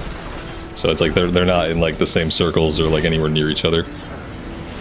It's an either or type of either he's getting in the car and he's going for a little trip, or he's staying here. Like it's an either or.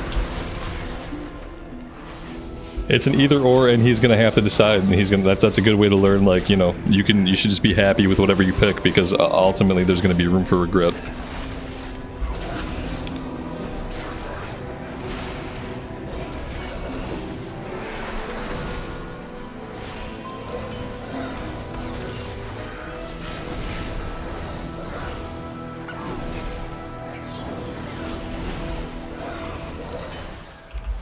You let him leave the school thing to go play. Okay, well, I mean, that's fine, yeah. I guess, so maybe if he can play for a bit and then he can go, and then he can do both. There's no lesson learned there. The lesson is, look, when you're upset, you get to do everything you want. But whatever, it's fine.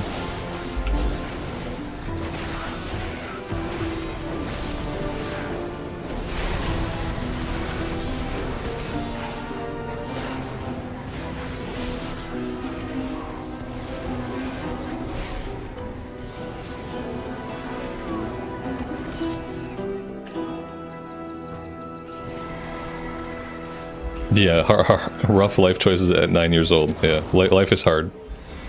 As I tell him, it just gets worse. So, like, if you think it's hard now, it's only going to get worse.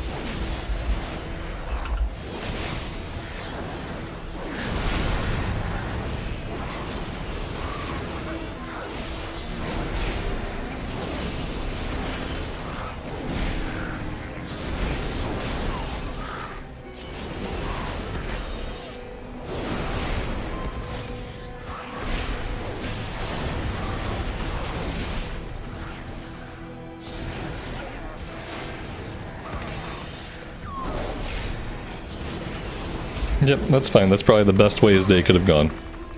I hope he ends up being happy with it. He only has a few summer days left.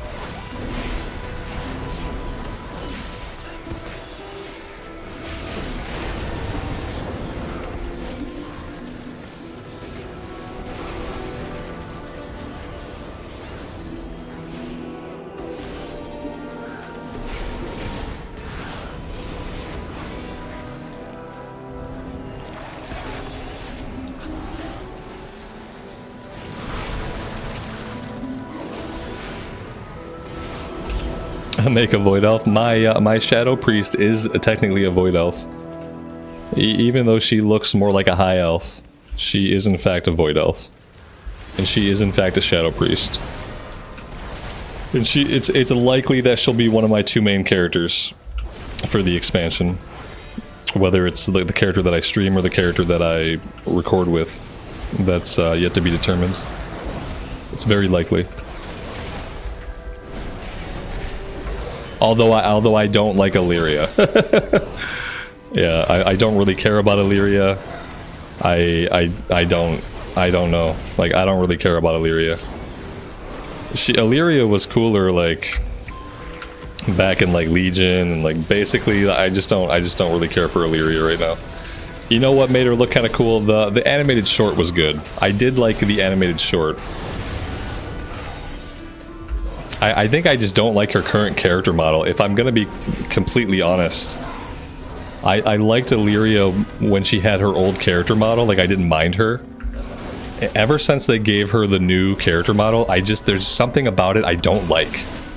I don't like it, I don't think it looks good, I don't like it, I don't like it. That's it, I don't like the character model. I wish they'd have stuck more of like how she looked. Like maybe just like updated like her current look. Like, I don't know. I don't like it.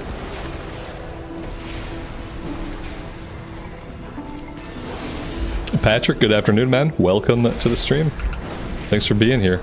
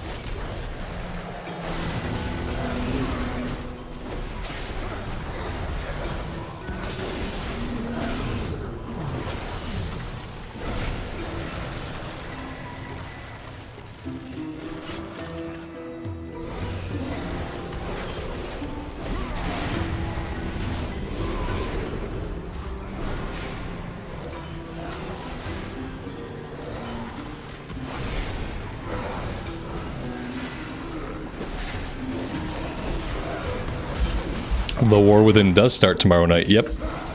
And as it turns out, I will be streaming opening night.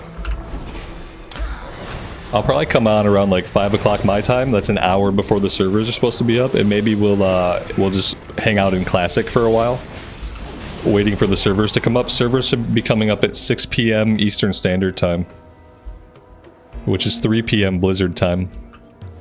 Yeah, I think I'll come on around 5. We can hang out in Classic, wait for the servers to come up, then we can battle the login boss, and we can see what we're gonna get done. I'm not gonna stream super late because I'm starting my recorded series tomorrow as well. So there will be a character that I play on the stream, and there will be a character that I do the recorded series on. And the recorded series is gonna be like, I'm gonna read every single quest. We're gonna do every single quest. And the stream character will, I think the stream character will work on professions, and we'll just get them leveled up. We'll just get them to level cap however we can. Yeah, I'm not going to read the quest on the stream. And then that way people who want to wait, they can avoid some spoilers. Obviously watching the stream, there will be some spoilers because there will be cutscenes and stuff that happen, but I won't be reading any of the quest on the stream.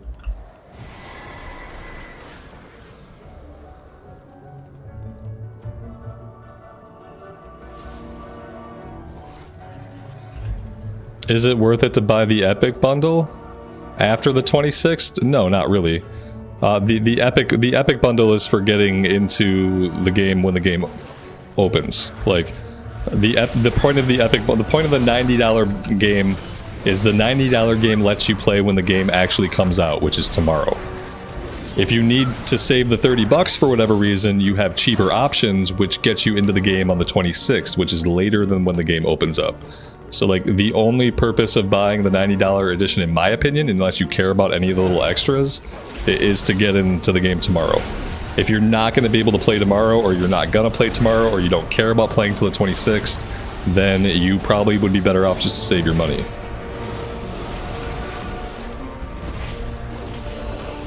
I think both the Epic and the Standard, I think they both come with character boost, so like I don't even think you're losing that. Why don't they have one price and one release date? Because they want $90 for their game, but hard-headed consumers don't understand how inflation works. So people are unwilling to accept that the new price for a AAA game in the year 2024 is $90. That's why they can't have one price. That's why they can't have one release date.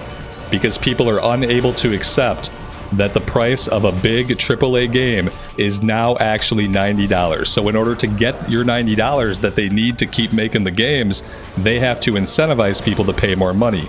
And the easiest way to incentivize people to pay more money is to offer them access to the game.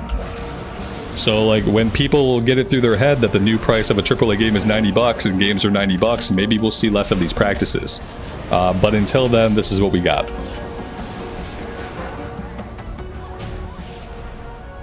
Yeah, if you're playing after the 20, I'd say take a look at the little bonuses. They give mounts and stuff.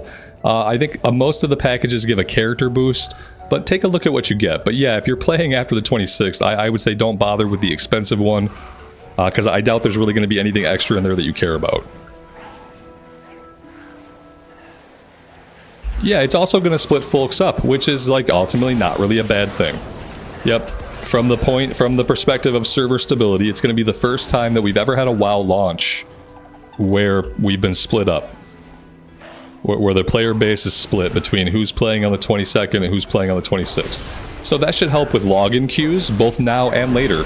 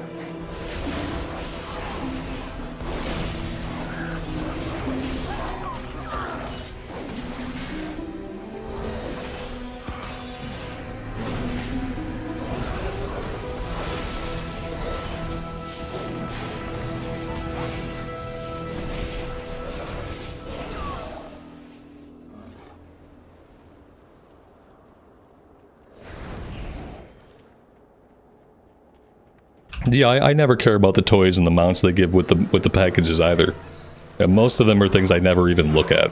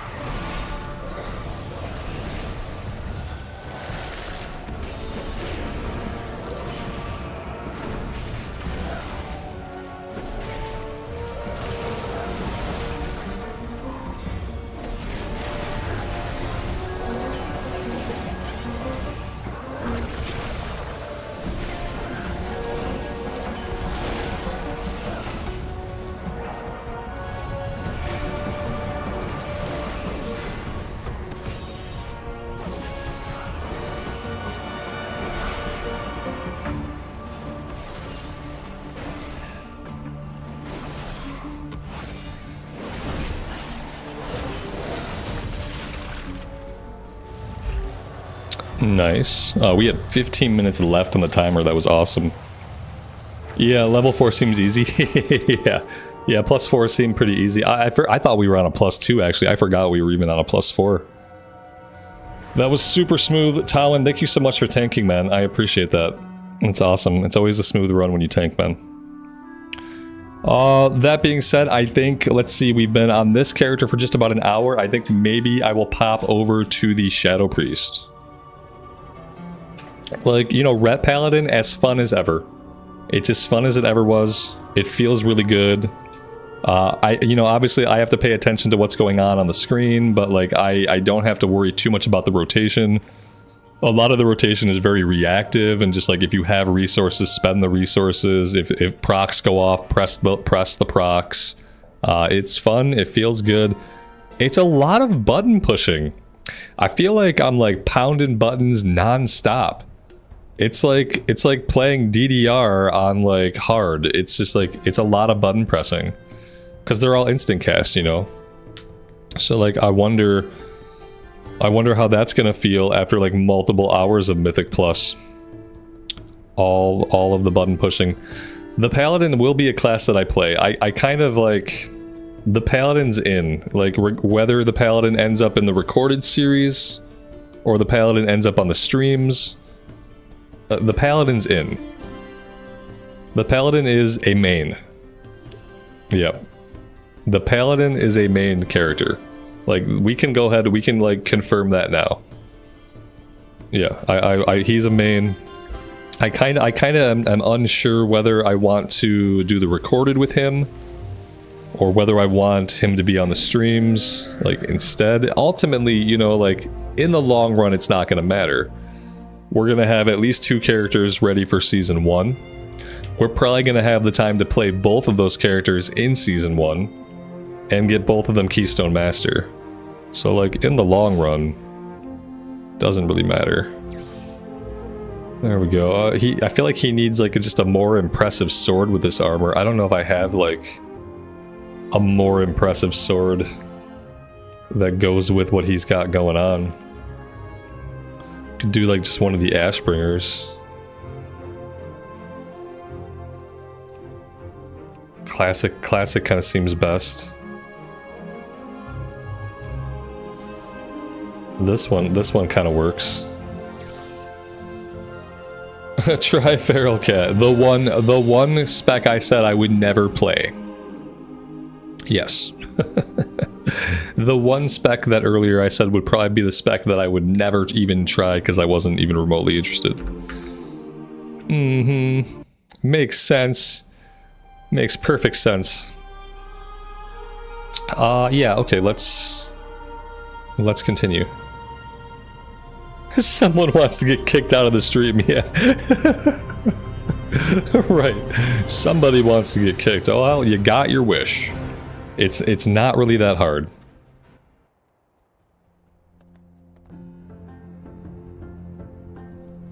All right, before we do anything, I'm gonna bio real fast. I'll be right back.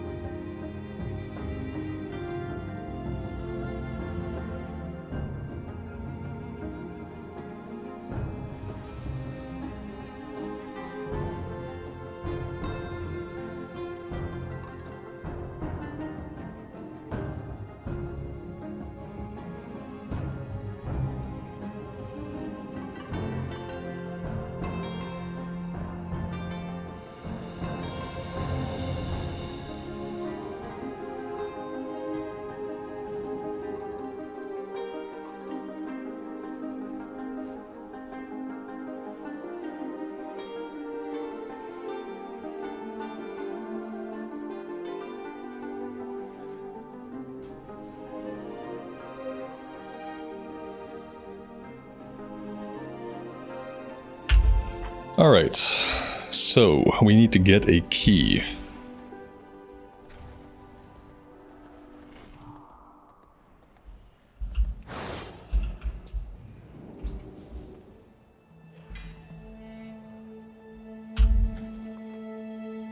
we got ruby life pools. Okay. Ruby life pools once more. This time at a 4 should be super easy for us. We got a 504 gear score. I'm really sad this isn't purple anymore. I know it's like updated because of the new expansion. It's really sad it's not a purple number anymore. Let's go ahead and we'll jump right in.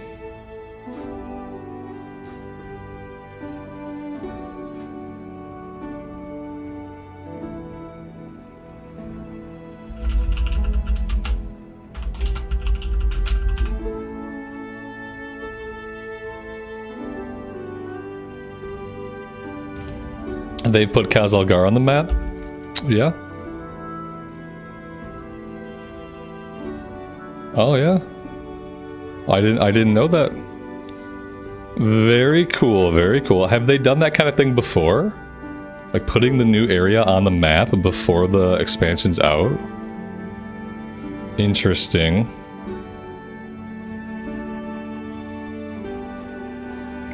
Talon, thanks for coming along, man. Heals this time. Right on.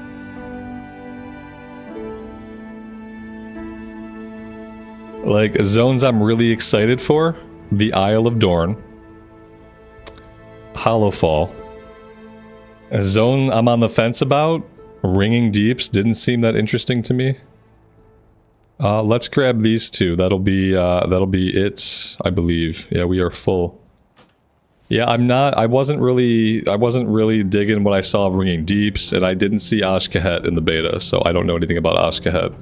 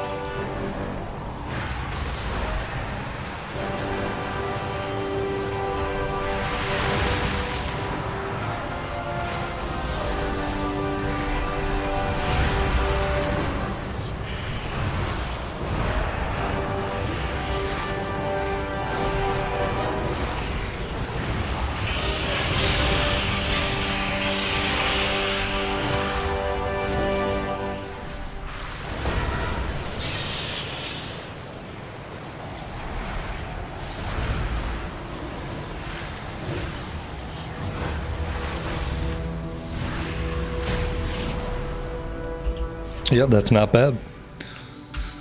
Not bad, still feels good. Not as many buttons to press as the Pally. Well, not that there's not as many buttons.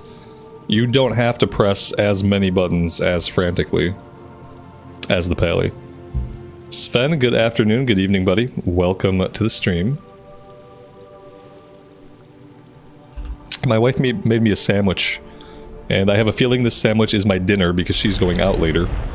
And so after this run, I am going to eat this sandwich. Yeah, it looks really good.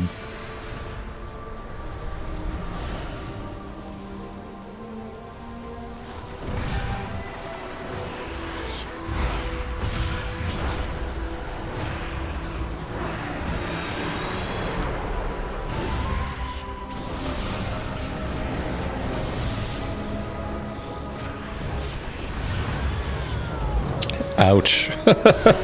For some reason, I thought if I stand back here, I'll be okay. The reality is, if we stand back there, we're just as dead if he faces us as everybody else. So that's great.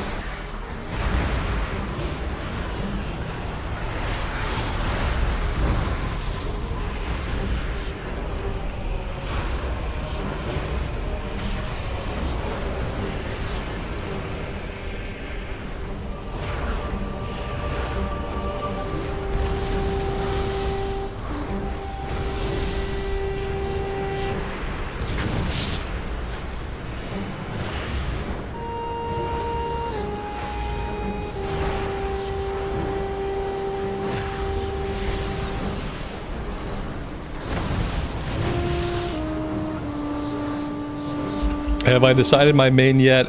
Like we're narrowing it down. Ultimately, I'm gonna have two mains. Yep, one for recorded series, one for streams. And I'll probably play them both when we get to season 1. But yeah, like I think we're close. I think I know.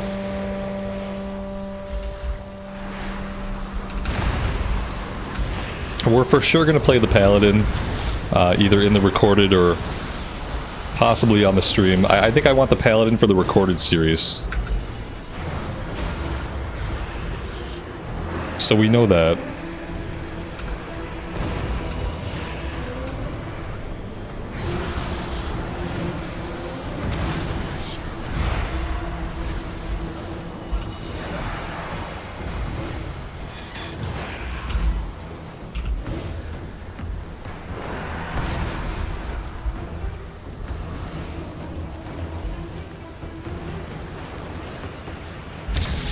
But yeah, it's been a difficult choice. I have like 5 characters that I really like. I like the Pally, I like the Shadow Priest, I like the Arcane Mage, I like the Devastation Evoker, I like the Elemental Shaman. I have like 5 classes that like I really like how they feel, I really like how they play, I have a great time on them. I feel like I have a rudimentary level of skill with each of them, besides the Arcane Mage, because we just picked that up today.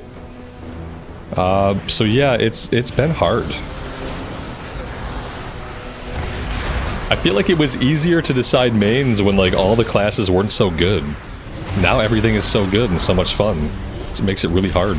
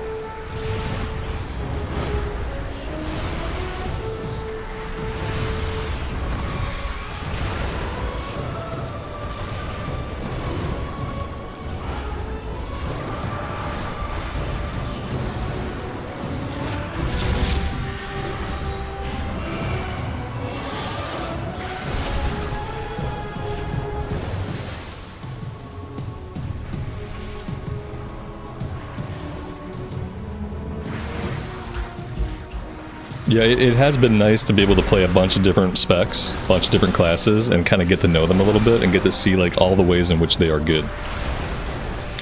That has been mainly like the fun part of like everything we've done in Season 4. You know, we've leveled a lot of alts, we've seen a lot of different specs. We've got quite a few of them into Mythics and got to see like how we like them in Mythics. That's been a real joy. I've had a great time in Season 4 doing that stuff in retail.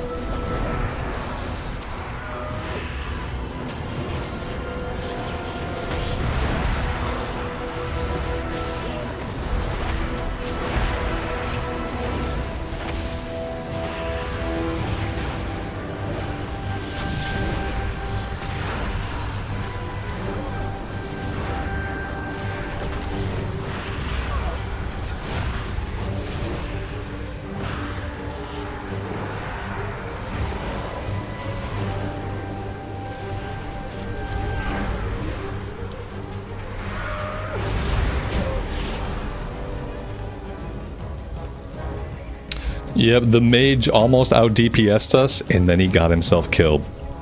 What a shame. He was so close to beating us on the meters, but he got himself killed.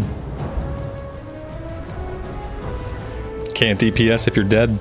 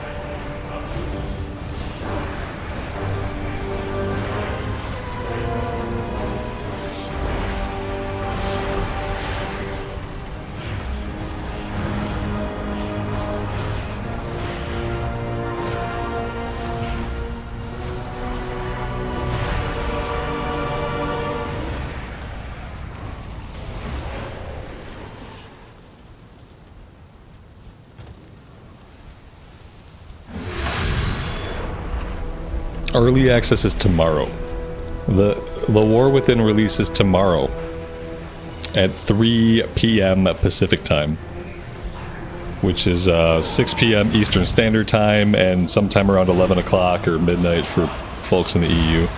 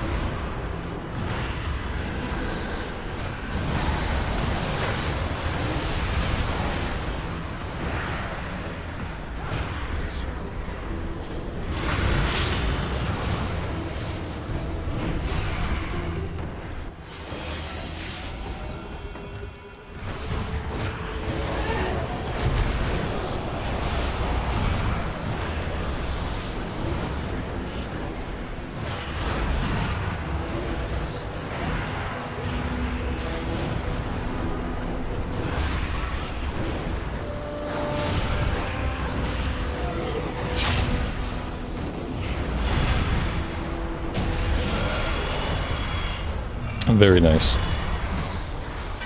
Very nice. Good times. We did pretty well, as is to be expected, because we have quite a bit of gear, so we did pretty good. That's a little bit of an upgrade, actually. I will equip that. Was not expecting to get any upgrades out of here. Held in offhand. I don't know if I need an offhand. I'll take it. I'm not sure if I need it. Right now I'm rocking a staff. I got a 512 staff. So I'm actually rocking a pretty good staff. That was really fun. I kind of want to do one more. I also kind of have a sandwich that I need to eat. And I think I need to eat the sandwich like right now before I do anything else. I might also want to double back and like check out the Arcane Mage a little bit more. I'm not even sure if I don't want to like fire up the Shami a little bit. So I think I'm going to take a few minutes. I'm going to take 5, I think. I'm going to eat the sandwich. And then I want to do one more run at least on the Priest. But then I think I might want to check out the Shaman, possibly the Evoker, possibly the Arcane Mage. Yeah, that's what I want to do. Talwin, thanks so much for healing, man. That was awesome. I really appreciate that. I'm going to take 5.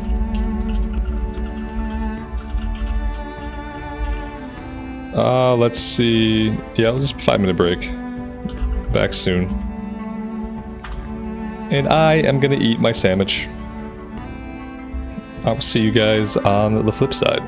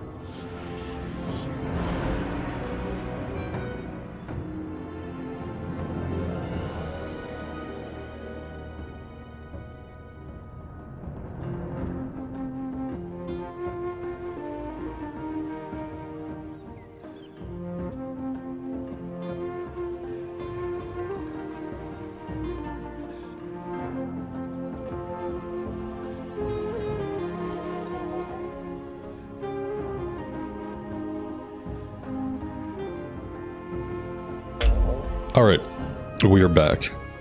Sandwich has been consumed, and I'm ready to do another one. What did we get? We got 6 Uldaman. I don't think I need to do a 6 Uldaman.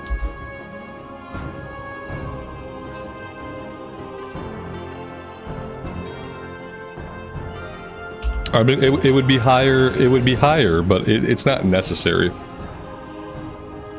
So yeah, maybe we'll just try to do it.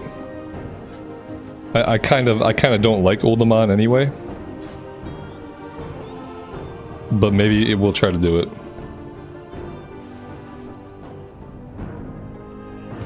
We'll see if we can find anybody interested in a +6. I feel like a lot of people are playing alts. They're playing like freshly leveled characters, and I don't know how many people really want to do a +6. Like, that's kind of starting to get into like challenging territory for anybody like playing an alt or playing like an underleveled character. Yeah, you know what? I don't want to do it on a +6. I'm gonna bump it down to a 4. I'm more than happy to do it on a 4. I really don't want to do it on a 6. And I don't think a lot of people want to do it on a 6 right now.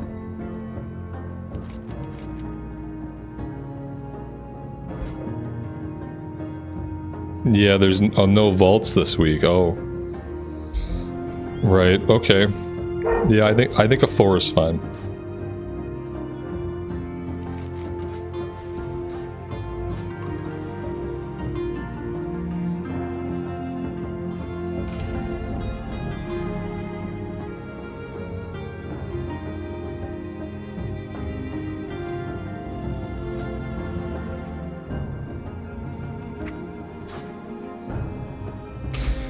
For whatever reason, I have an unspent talent point. That's not awesome.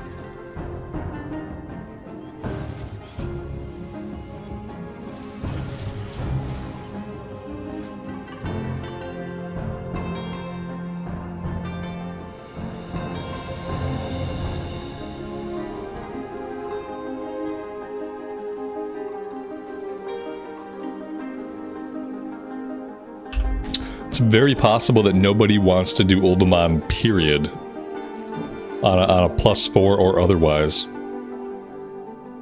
I could bump it down to a +2. That would allow people with like fresh 480 gear to come in. No, here we go. We got a tank. I'll take it. If we got a tank, we can do it.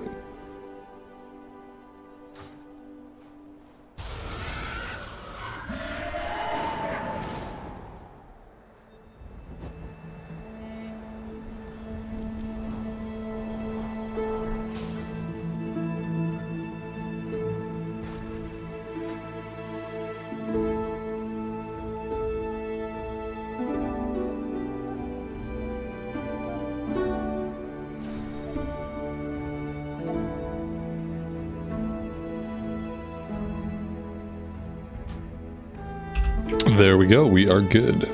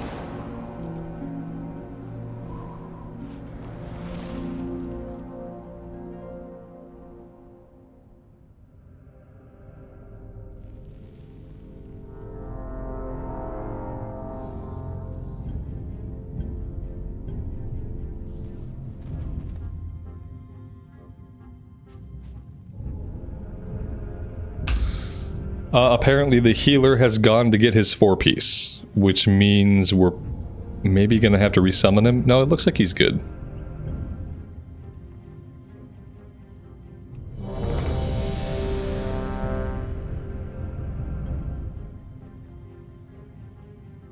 No, he might need a resummon.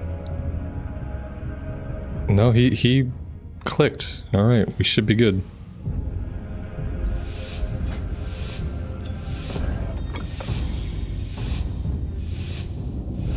My pinned message, thank you. Appreciate that.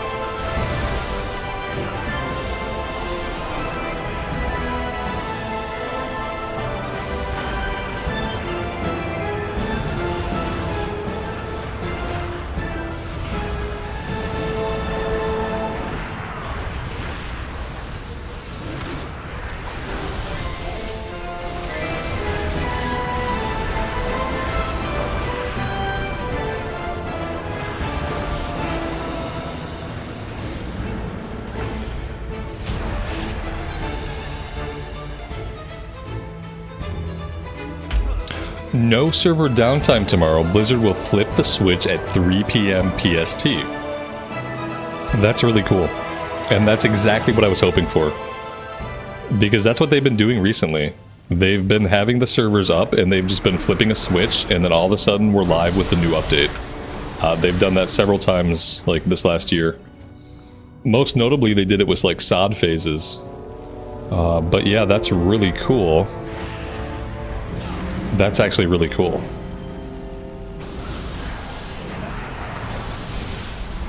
So that's interesting. Yeah, they've never done that with a major expansion release though, have they? I was hoping they would try to do it that way, but that's going to be interesting. They've never done it that way with a big expansion release. Did they do that with Dragonflight? To be fair, like, yeah, that makes sense. I wasn't streaming during Dragonflight, so... Like, the launch night to me was just the launch night. I probably didn't even try to log in until they said they was going to be live on Dragonflight, so... I don't remember that at all. Did it go smoothly? Because I remember just logging in and playing the game, so it must have went okay. That's really cool. I'm happy they're doing it like that.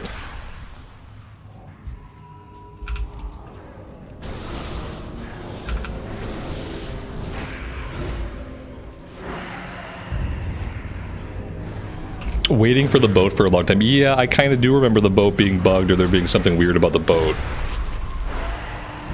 Or like at first, like just not knowing like how to know the boat was going to be there. I remember I got on the wrong boat. Like, I'm pretty sure I got on the boat for like that took me to Borealis or something. Like I feel like I got on the wrong boat.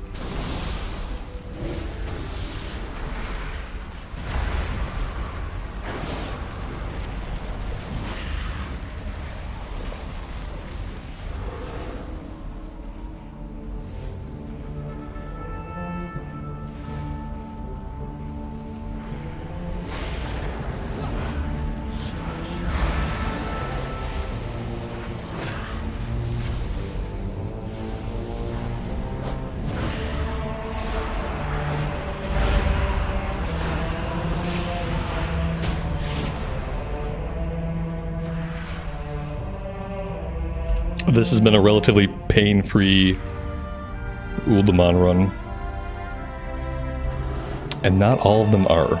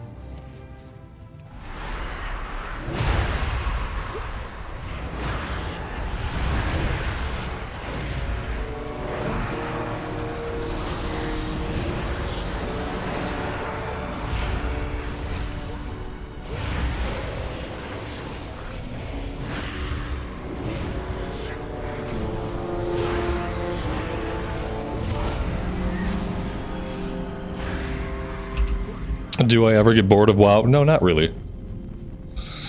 These days especially, there's enough different versions of WoW, and there's enough to do in WoW, and there's enough awesome classes in WoW that no, I don't really get bored. Not like any kind of boredom like that reaches long-term boredom. Maybe like within a single day I can be like, 5 hours of WoW. That's enough WoW for today. But like overall, no, I don't really get bored with it. It's kind of my thing.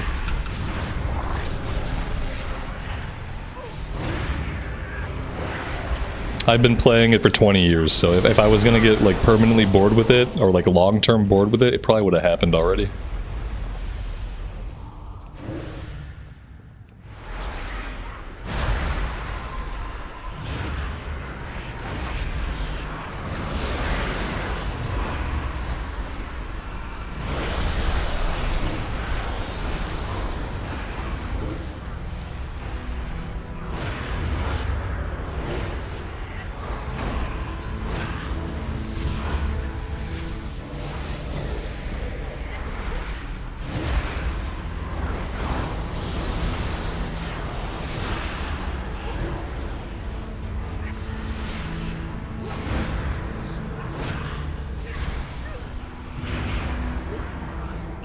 Yeah, and if I feel like there's a version of WoW where I feel like I don't really have anything I want to do, I don't have any goals that I'm working towards, I can play a different version of WoW, where I do have goals, where I do have stuff I want to do.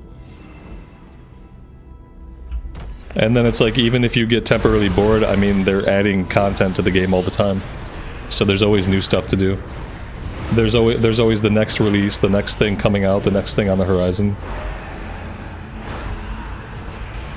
Yeah, it's hard to stay bored for very long.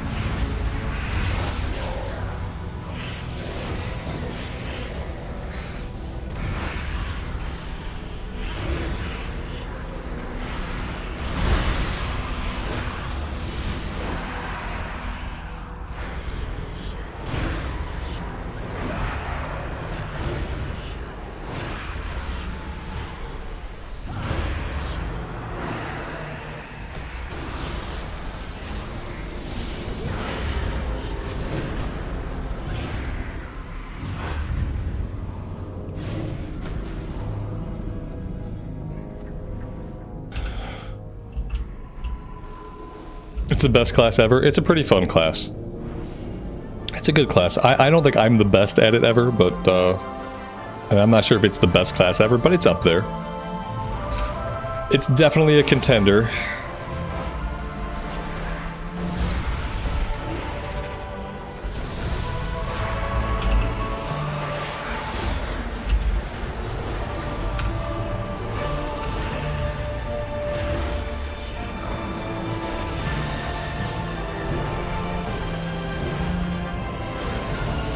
Like, the biggest problem I have with WoW right now is that there are too many good classes.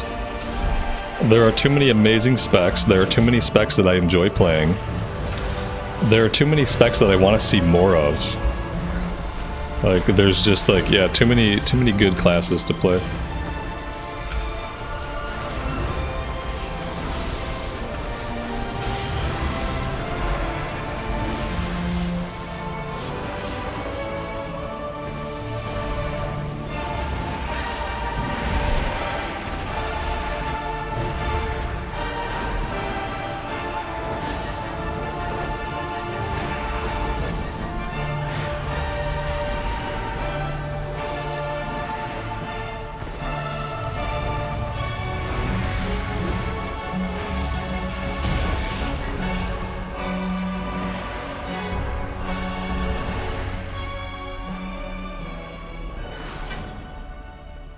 The only content that I like, that I worry about the Shadow Priest, is that, like, I plan to do a lot of delves. I plan to push delves, like, all the way. I plan to do those solo. And I feel like for delves, the Paladin is the class to go with. Like, that's the only place where I feel like the Paladin's probably going to be ultimately superior, is when we're doing solo delves. Not that they can't be done on the Priest, but I feel like the Pally has an advantage. So, yeah, that's really the only thing.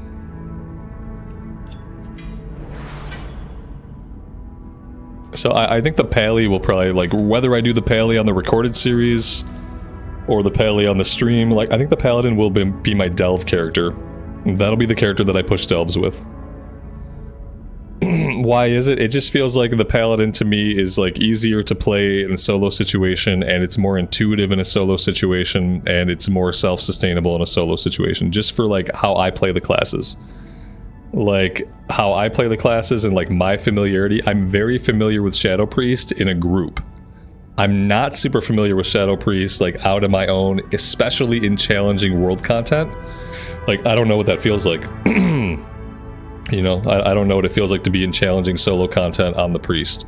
I understand how I'm going to play the Paladin in challenging solo content. Like, the Priest, I'm not sure. So I think I want to do... I think the Paladin will probably be my delve character, ultimately. I also just think it's going to be funner on a melee to, like, blow through delves. But that's just a me thing. Everyone's different. Let's leave party. Let's teleport out. Yeah, I feel like ultimately, like, for me, the Paladin's going to be more survivable in solo content. It's such a hard choice. Like, basically, I mean, I'm going to have two main characters. It's going to be the main character that we play on the recorded series and the character that we stream sometimes. By the time we're at September 10th, when Season 1 opens up, both of those characters should be ready to go. Both of those characters should have enough gear to get into the season. So it's just about, like, finalizing those two characters, like, who we want them to be. I think I want to play a little bit on either the Shaman or the Evoker. So we've done Arcane Mage, we've done Paladin, we've done the Priest. I think maybe I want to, you know, I, like, keep coming back to, like, the Evoker was fun. The Shaman was also fun.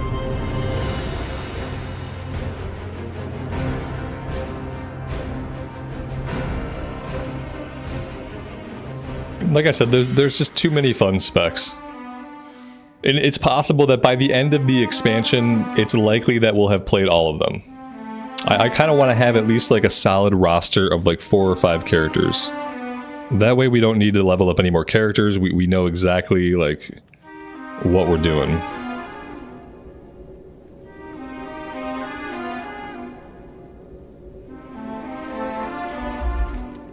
This character is in need of, like, some serious housekeeping. Serious housekeeping. Where in the name of hell am I? Where am I? Oh my god, I'm in Orgrimmar. This character does not have their Hearthstone set to Veldraken. That's a bummer. This character has a Hearthstone that's for some reason set to Orgrimmar. It's not gonna work.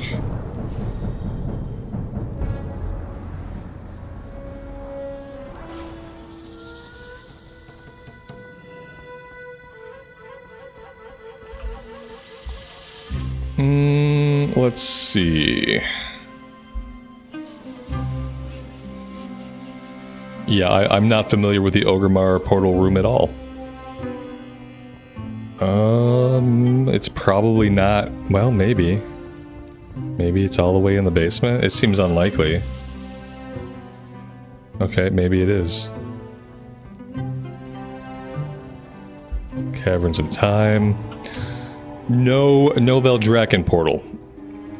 Okay, okay.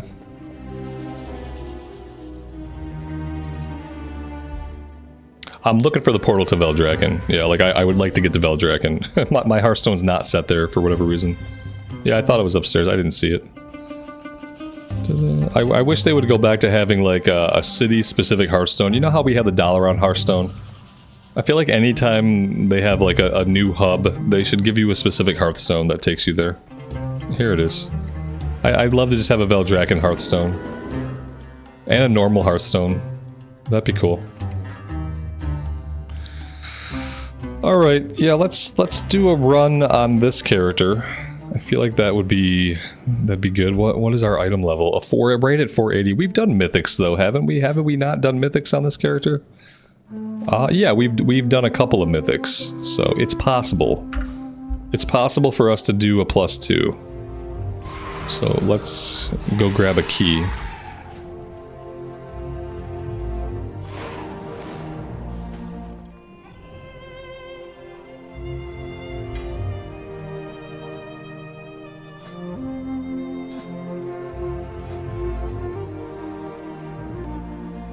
And we got Azure Vault.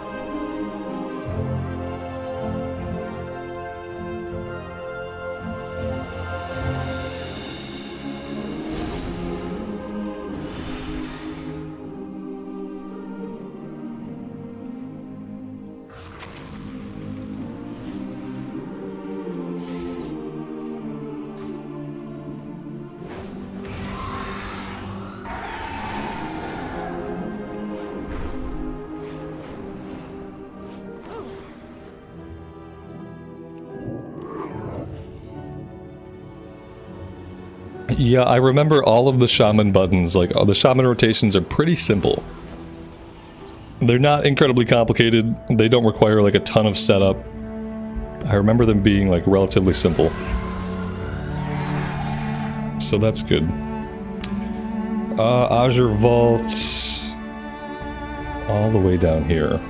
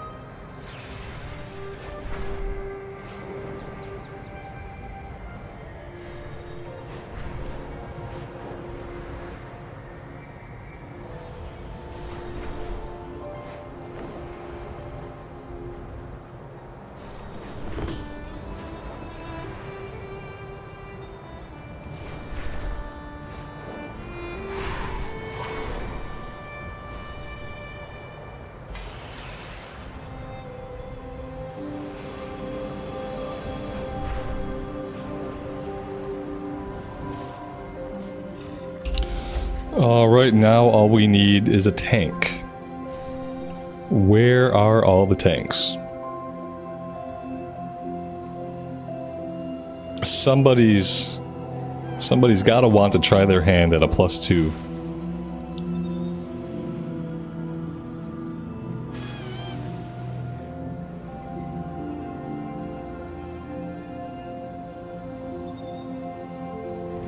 I'm gonna delist and relist.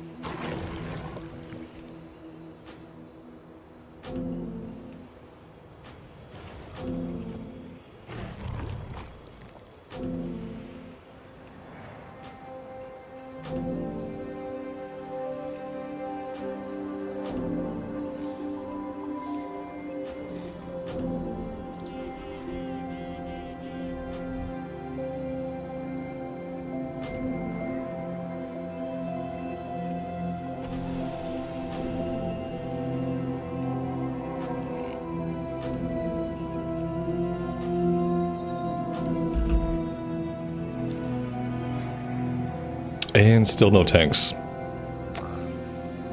Nobody wants to tank. It's 4:30 Eastern time. Oh, there we go. I just gotta complain about it more. If I complain about it more, we'll get more tanks.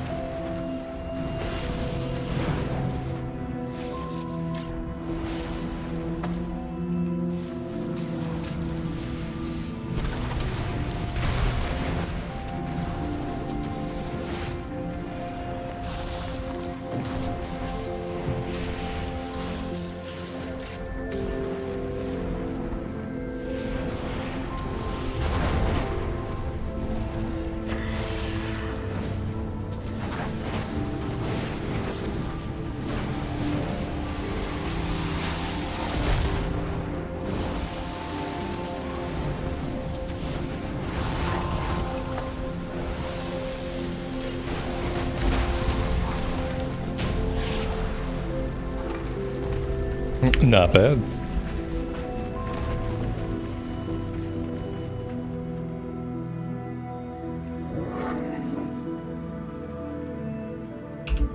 Yeah, the spells are definitely pretty cool looking. I'll agree. I think the Shadow Priest also has really cool looking spells. But the Elemental Shamans are very colorful. So they're cool in a different way.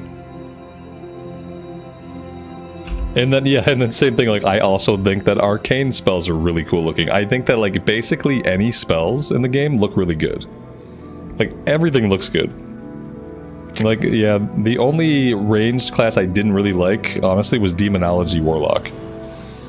Demonology Warlock was the only, like, kind of letdown I had when I was trying different range specs.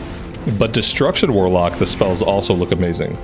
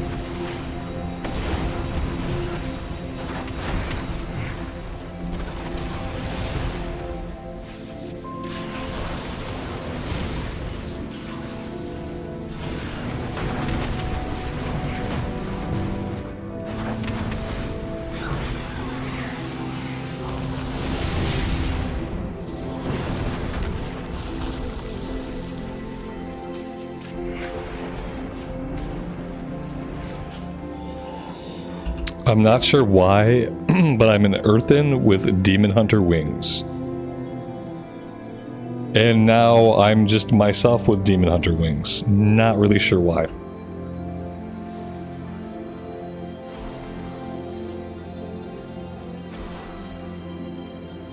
Yep, very weird. I don't know.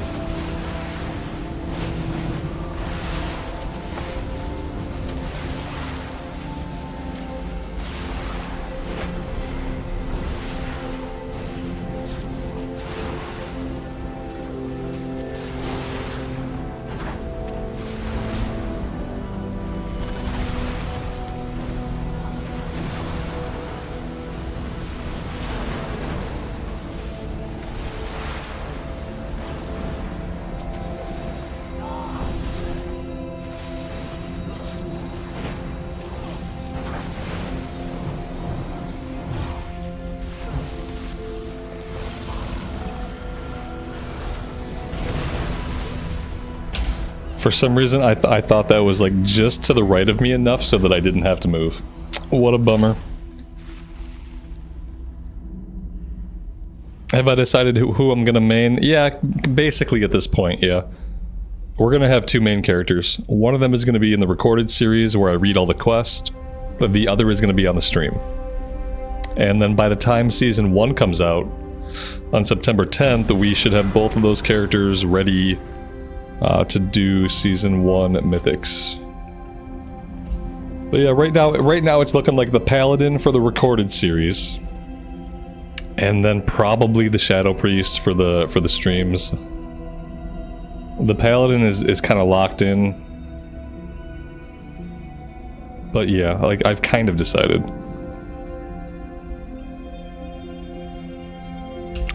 Can't I just have 5 main characters? Isn't that allowed?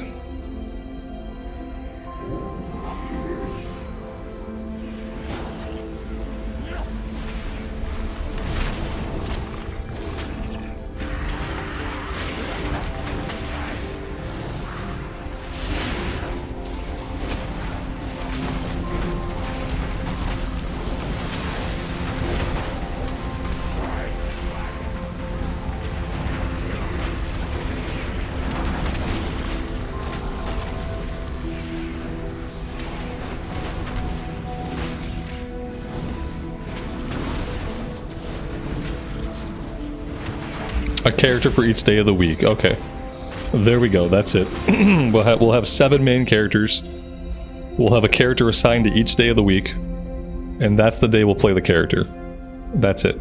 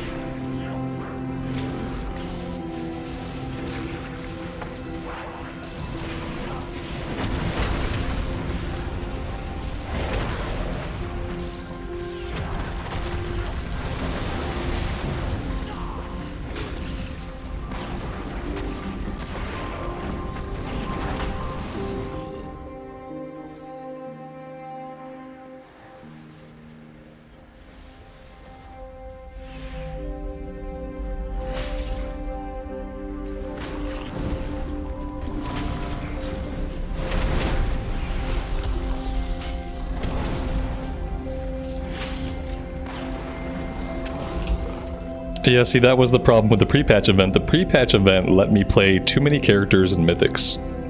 And I kind of came to like too many classes.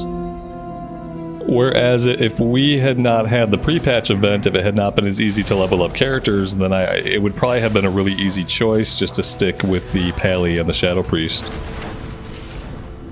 But yeah, I found out that I like Evokers, I found out that I like the Elemental Shaman, I found out that I like the Arcane Mage, like... just too many good specs. What a thing to complain about. This game has too many good specs. They're making it too hard for me to narrow down my characters. How dare they?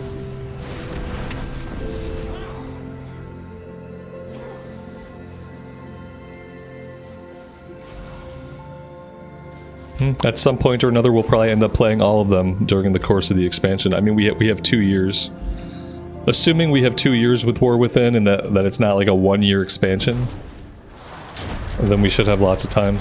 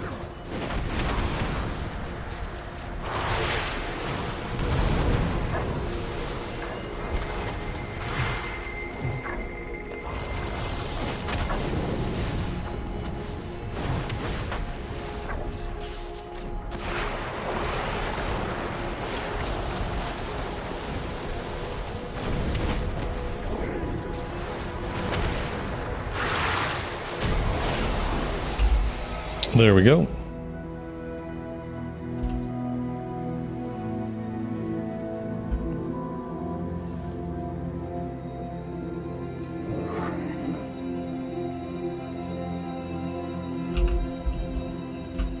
Nev, good afternoon. Welcome to the stream.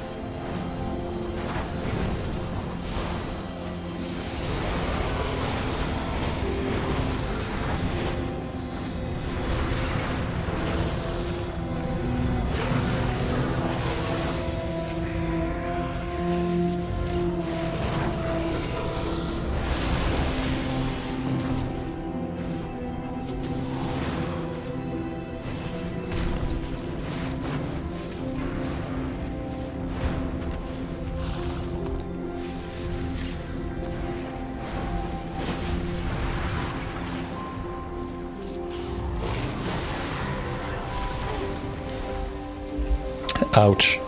I'm not really sure what killed everybody, but everybody died besides the tank. And the tank is not, yeah, the tank is not going to be able to solo this guy. Okay, yeah, I don't really know what killed us. That's a rough one. But something did. We took damage and we died. So yeah, not sure. Luckily we have 10 minutes left. Also though, we didn't finish the trash, so like I don't know if these guys have realized it yet. But even if we defeat this boss, we're gonna have to find more trash to kill, because apparently we did not get it. I don't know if they realized that yet.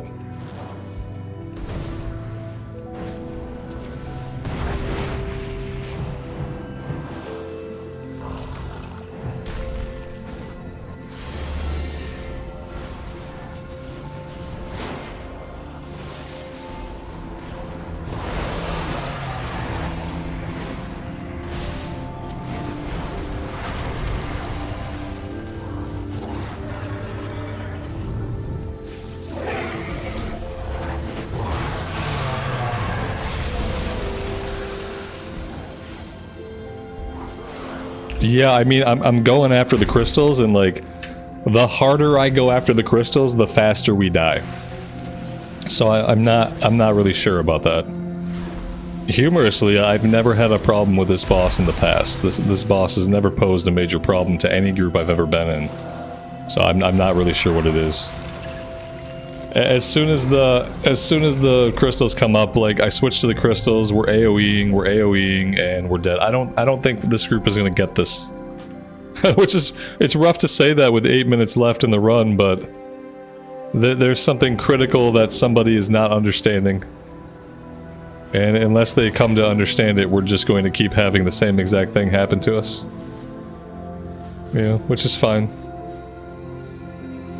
I don't really care if we complete the run or not. Doesn't really matter to me. I just wanted to practice pushing the buttons on the class. Gotta kill the crystals. Yeah, no shit. We got that part. They're just not dying fast enough. I wasn't able to do any damage to the marked crystal at all. So, not sure what the deal was there.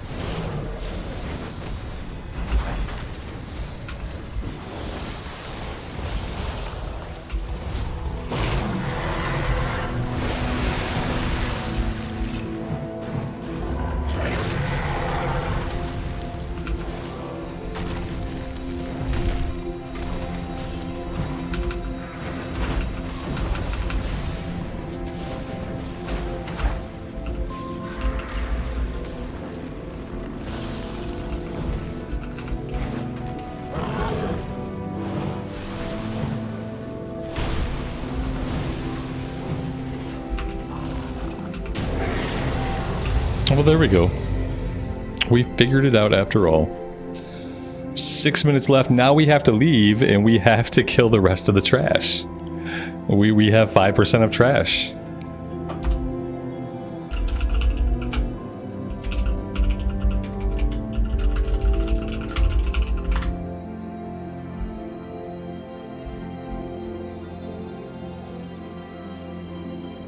I'm not sure how to get out of here because I've never had to go back and kill trash. Are we ready to... Yeah, I guess we say we're ready to leave. That gets us back to the beginning. Okay, cool, cool, cool. Yep, that's funny.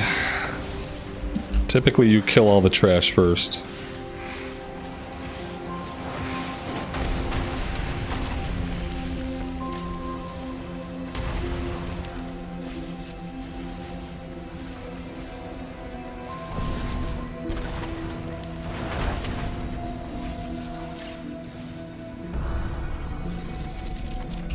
There we go. Perfect.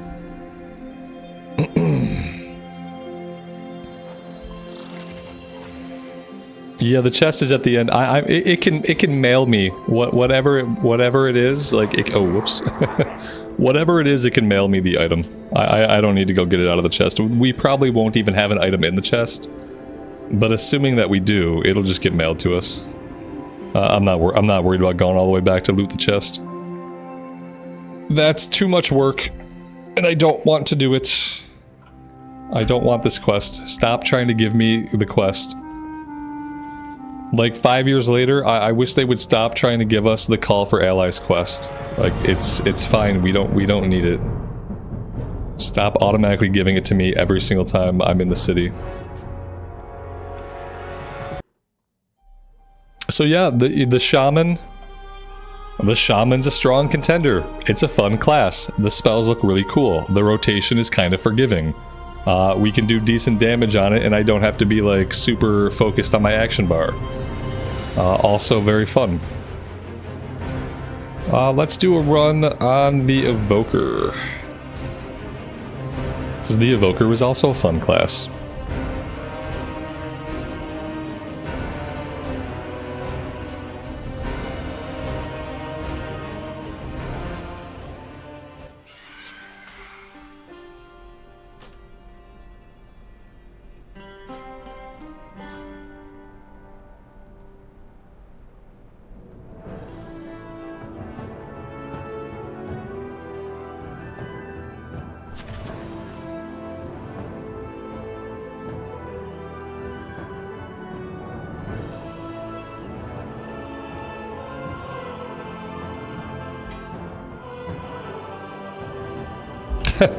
Of course we get Oldemon. Oh, why did we have to get Oldemon?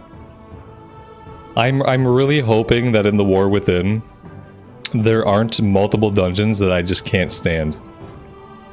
Like in Dragonflight, I really can't stand No-Code Offensive. I really can't stand Oldemon.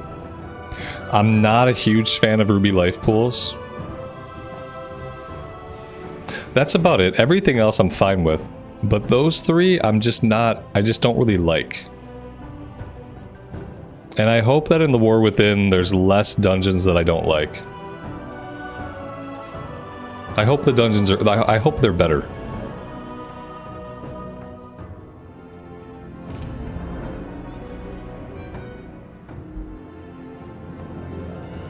No, I prefer Brackenhide over Oldemon. It's just that Brackenhide tends to be harder for groups.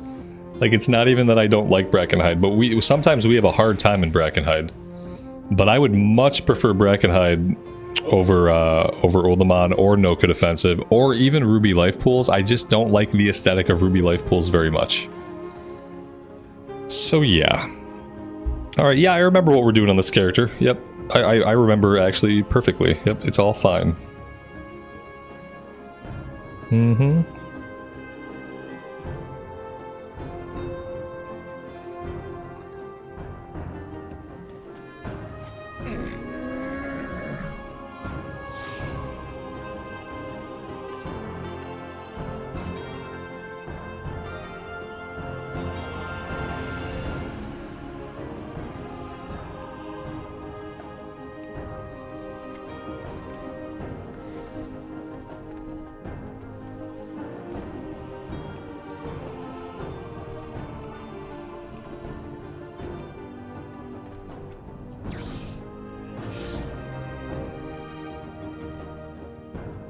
Oh, we got a tank and a DPS.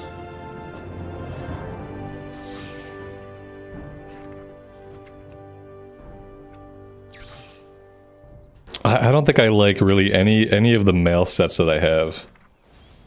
None of them look really good. I don't really dig any of them. This one actually fits the Evoker the best, but my Shaman's wearing this one. But that one actually looks the best for like an Evoker. Let's take the Shami.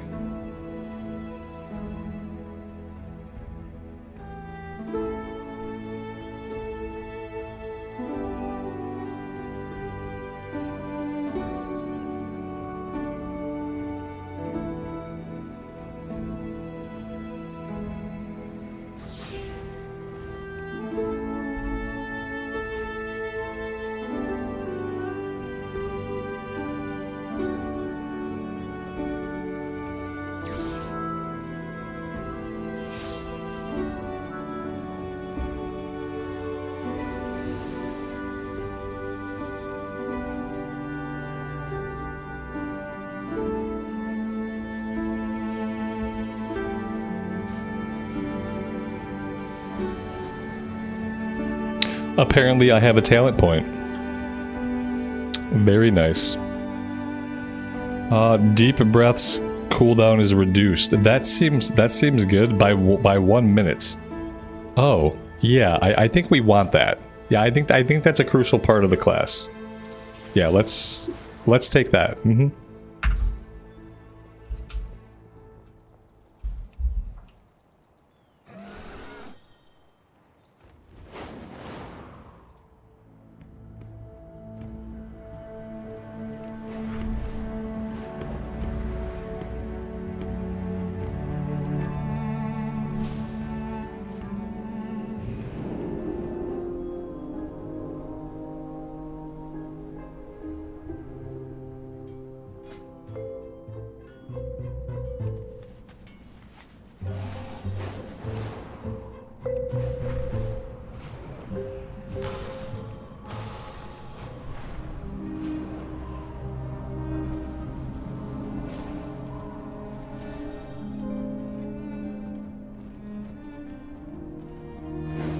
Wait, where did I end up?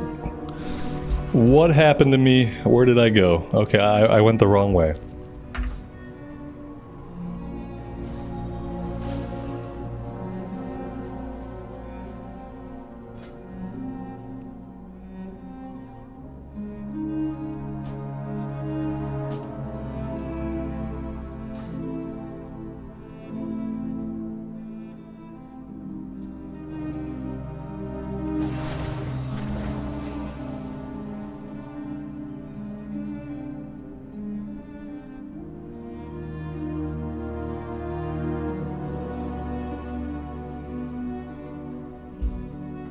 Are there any I'm enjoying more? The bad thing is, like, I'm enjoying them all equally. That's the really tough part, is I'm having fun with all of my classes. So yeah. I don't really know what to do.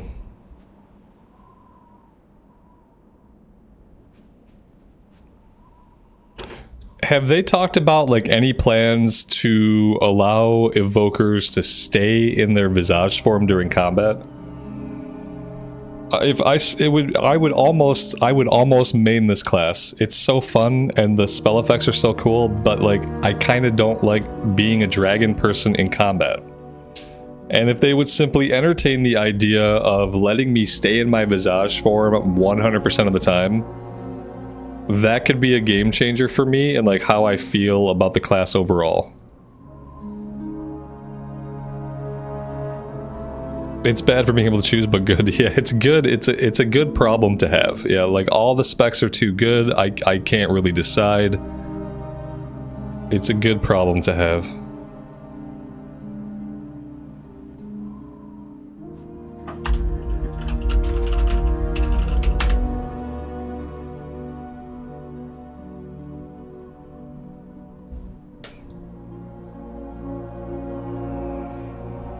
People are having trouble finding the portal to get here. Like, we're at the end of the season, guys. Like, I think people are flying from, like, Loch Modan or something. Like, yeah, we literally have people flying from Loch Modan because they don't know about the portal in Beldraken. Which makes sense, because the portal that leads here is not where the other portals are at. It's in an out-of-the-way place. And I didn't know about it till I asked you guys and somebody told me.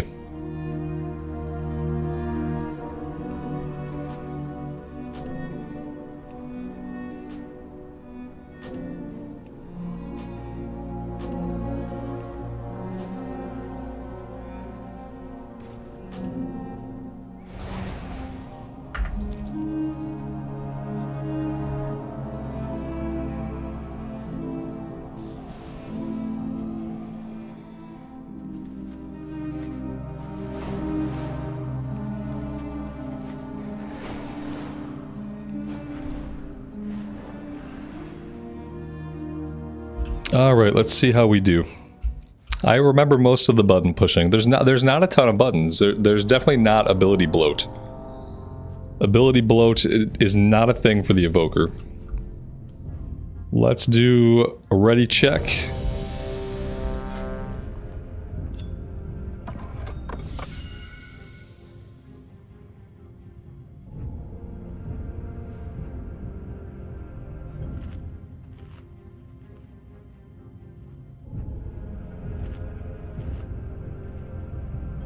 Yeah, they tried their hardest to get here, yeah.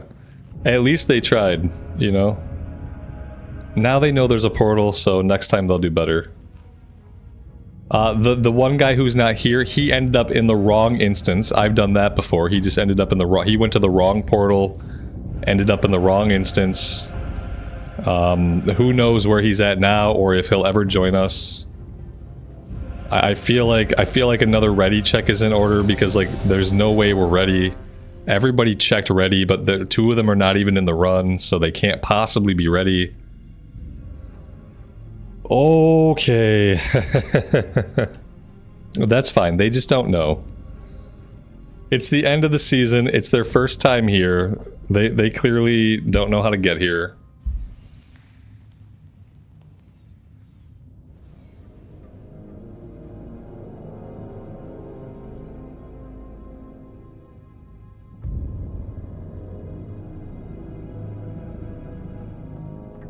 I really hope they can figure it out. I think the healer went out to lead the other person in. But they're not making it. Like, they're not... God. Come on, buddy. You can do it. I believe in you.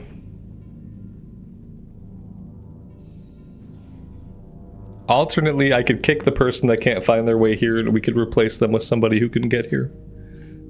Oh my god, did they find us? Please. Now somebody else left, though. Now this guy found the dungeon. This person has left the dungeon. Come on, people. Let's get it together. Let's just get it together. It's just Oldemon. Let's go. Yeah, they went to summon. Yeah, everyone's in. Okay, cool. We're doing a countdown.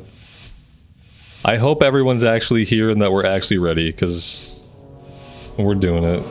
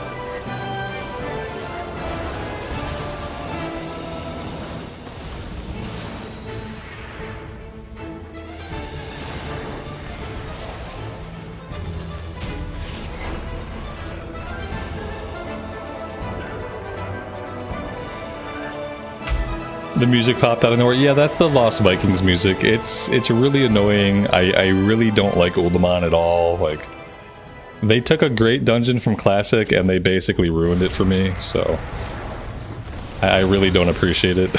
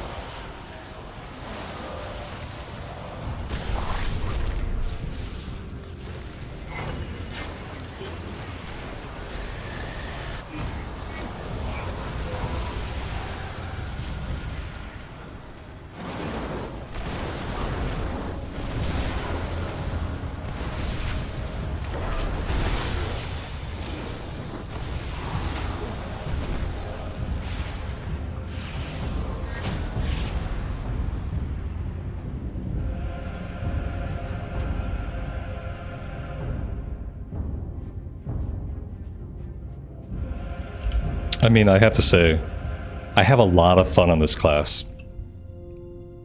This class is so much fun. It's so bad.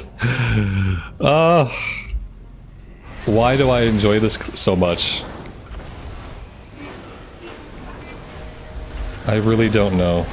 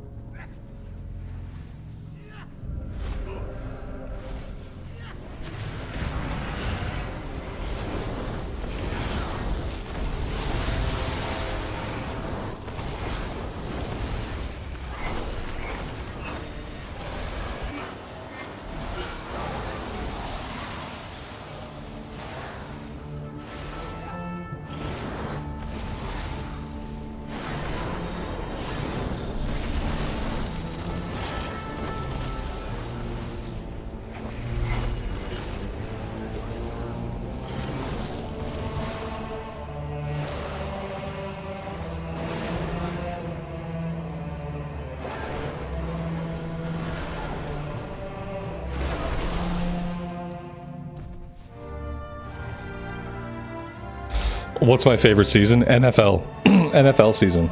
Yeah.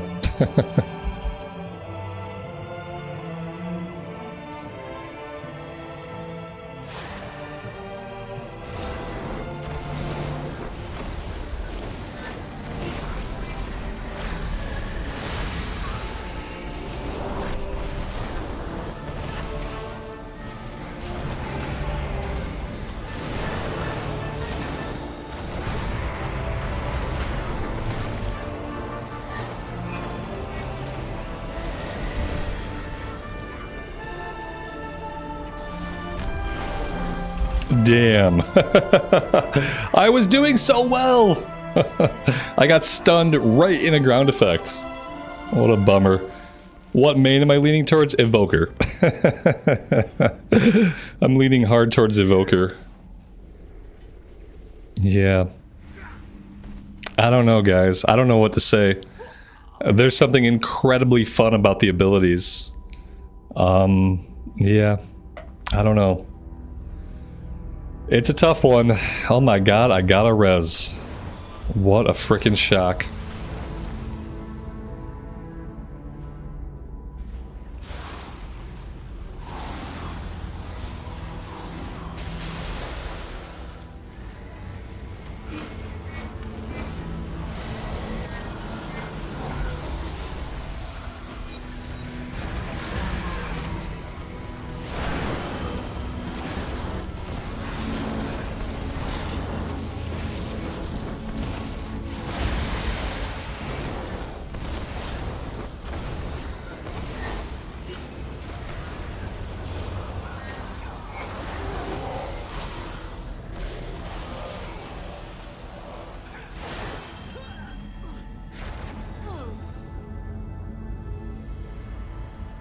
Tim, good afternoon, man. Welcome to the stream. Thanks for being here.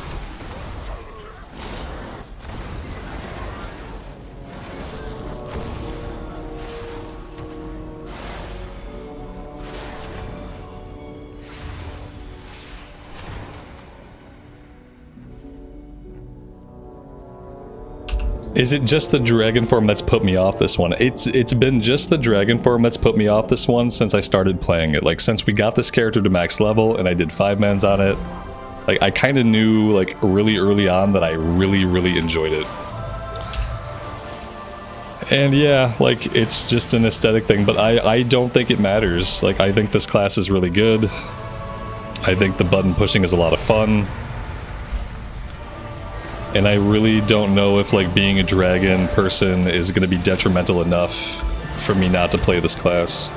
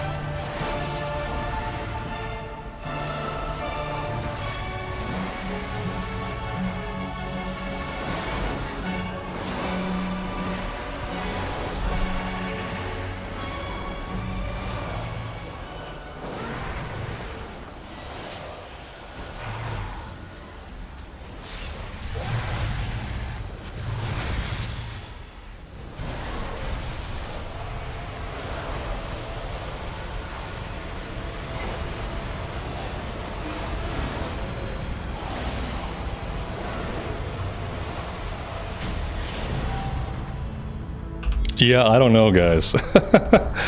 It's a lot of fun. This class is a lot of fun. It's a lot of fun. My brain understands what's going on with the class.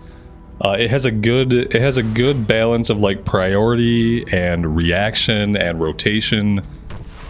It's just a really good class. It's a really good spec. And I don't know if I'd be cool just like not playing it. Because I have a lot of fun on it every time it's a blast. It's just a pure joy to play. Oh, an upgrade. That's nice.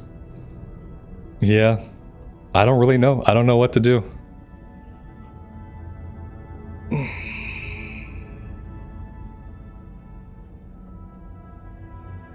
I'm gonna play this class.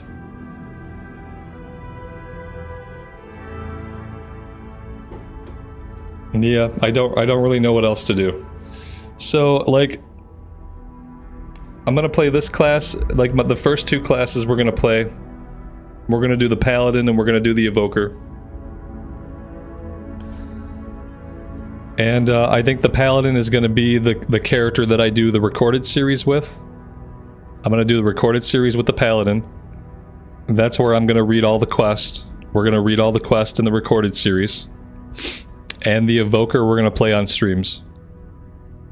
Starting tomorrow with the first couple hours of launch.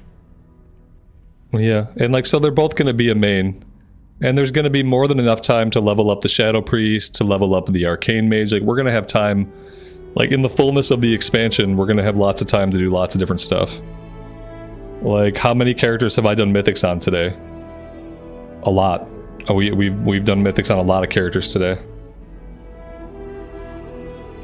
I just have a lot of fun pushing these buttons, and like, other classes are fun, but none of the other classes do I feel the same amount of joy that I feel pushing these buttons. I'm just like, I don't know.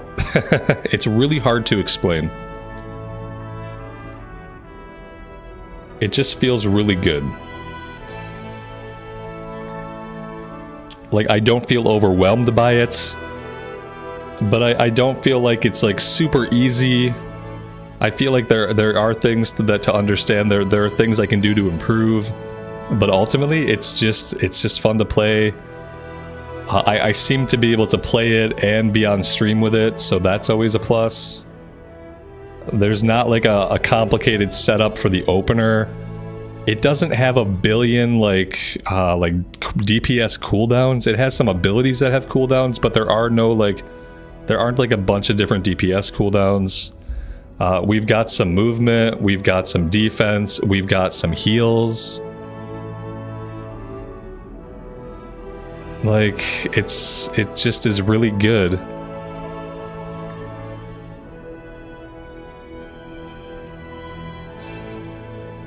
Yeah. So I have to play this class because it's actually really good. So that's what I'm going to do. I'm going to play this class. I'm pretty sure that I want to do the Paladin in the recorded series and the Evoker on streams.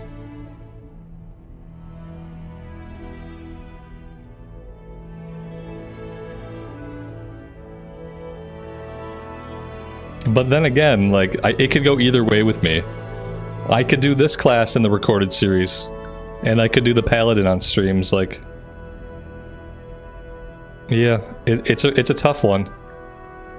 I think, like, overall,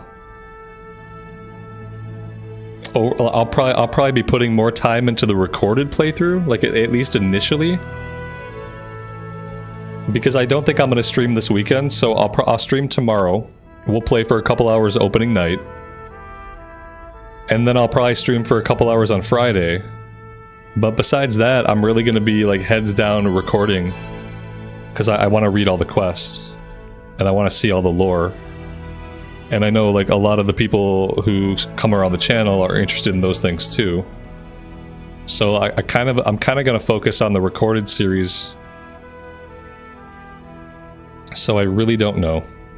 I really don't know which class I want to play in which content. That's the only thing I've yet to decide. I think I'm going to do Evoker Paladin. It's just a matter of which one I want to play on the streams and which one I want to like read all the quests with. And then I think though for the first character that's going to go into Season 1, I think this character I'm going to get Keystone Master first. This is so much fun to play in group content. It's absolutely bonkers how much fun I have on this class. Yeah, and I have fun with all the classes. That's the tough thing. But this class and these buttons, pressing these buttons brings me the most joy.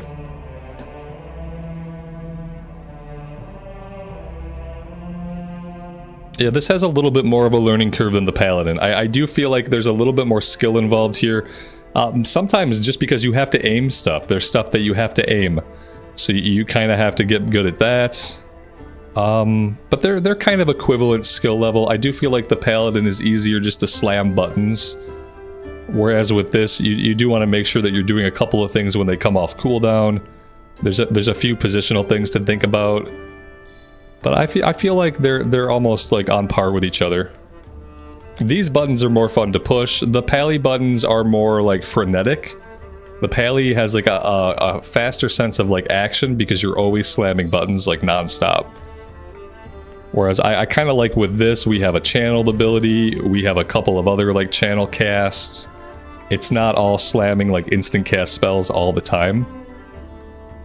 But it doesn't feel slow by any means. So yeah, I think that's it. And then just deciding which one to record on, which one to stream. I think I'll probably stream the Evoker. And we'll read all the quests on the Paladin. I think that's what I want to do. Now, if only Blizzard would let me stay in my Visage form. Blizzard, if you're listening, please make it so we can just stay in our Visage forms 100% of the time, even when we're in combat. That would be awesome. It's not even a big deal. It's not really a big deal. But it's weird for someone like me. Like, I like this class so much, but I don't care about the Drakthir. You know what I mean? Like, I don't care about the dragon people that much. But this class is freaking amazing. They need to open this class up to more races. Because I feel like there are a lot of people who straight up don't play this class because they don't want to be a Drakthir. There are people like me who in the past have tried this class, has thought it was cool, and then decided not to play it because they don't want to be a Drakthir. And I feel like they're doing the game a big disservice, and the players a big disservice by not opening this class up to more races. More races need to be able to play this class. Like, bottom line, plain and simple, they're holding back one of the coolest classes. They're holding it back from a big group of people who simply will not play a scaly character. There are people out there who just won't do it because they don't want to be a dragon person. That's not what they're into, and they want to be into their character. And so that would be, even if we can just stay in our Visage form, that would be fine too. The Visage form is fine. Yeah, it's really unfortunate that like right now we're locked into the one race.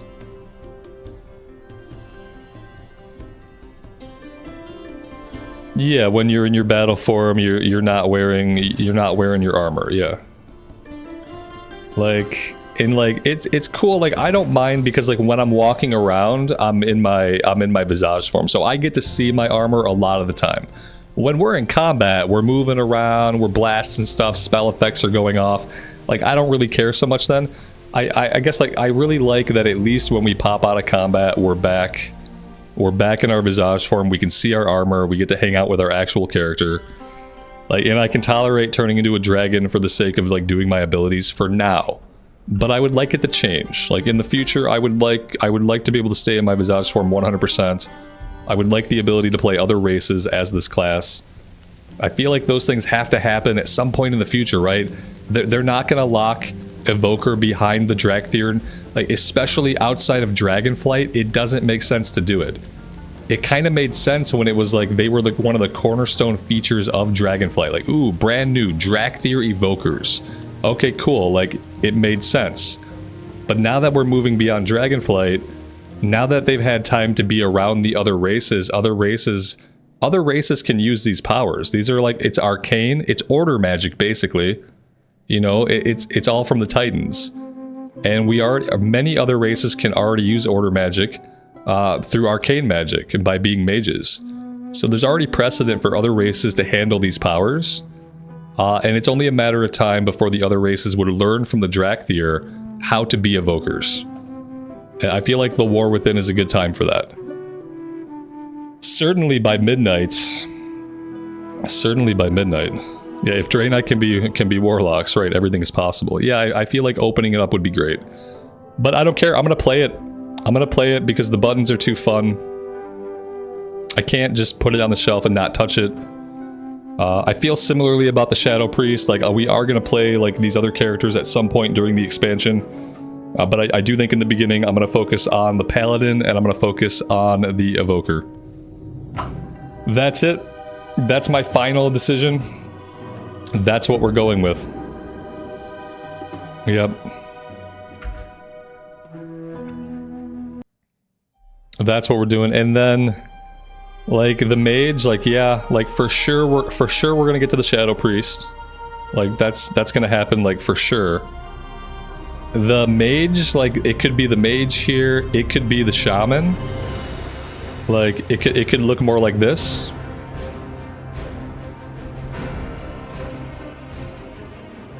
It could look more like this.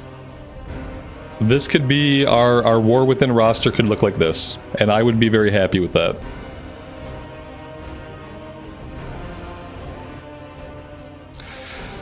All right.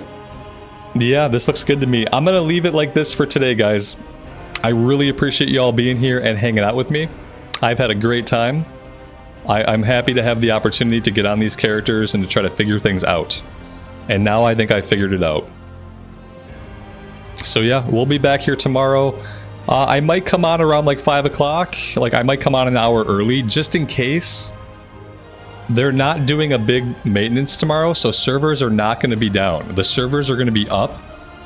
And then at 6 p.m. my time, they're going to flip the switch. And at 6 p.m. my time, supposedly they're going to flip the switch. Servers are not going to go down. And we are just going to be in the War Within. I expect to get a quest prompt right at 6 o'clock when the switch gets flipped. I would like to be logged in before that, just in case there are any queue times. So yeah, I'll be on around like 5:30 my time tomorrow. I'll get the stream scheduled as soon as I know for sure. And I would love to see you guys then for the launch of the War Within. Until then, take care of yourselves, take care of each other, and we will see you back in Azeroth very soon. Bye for now.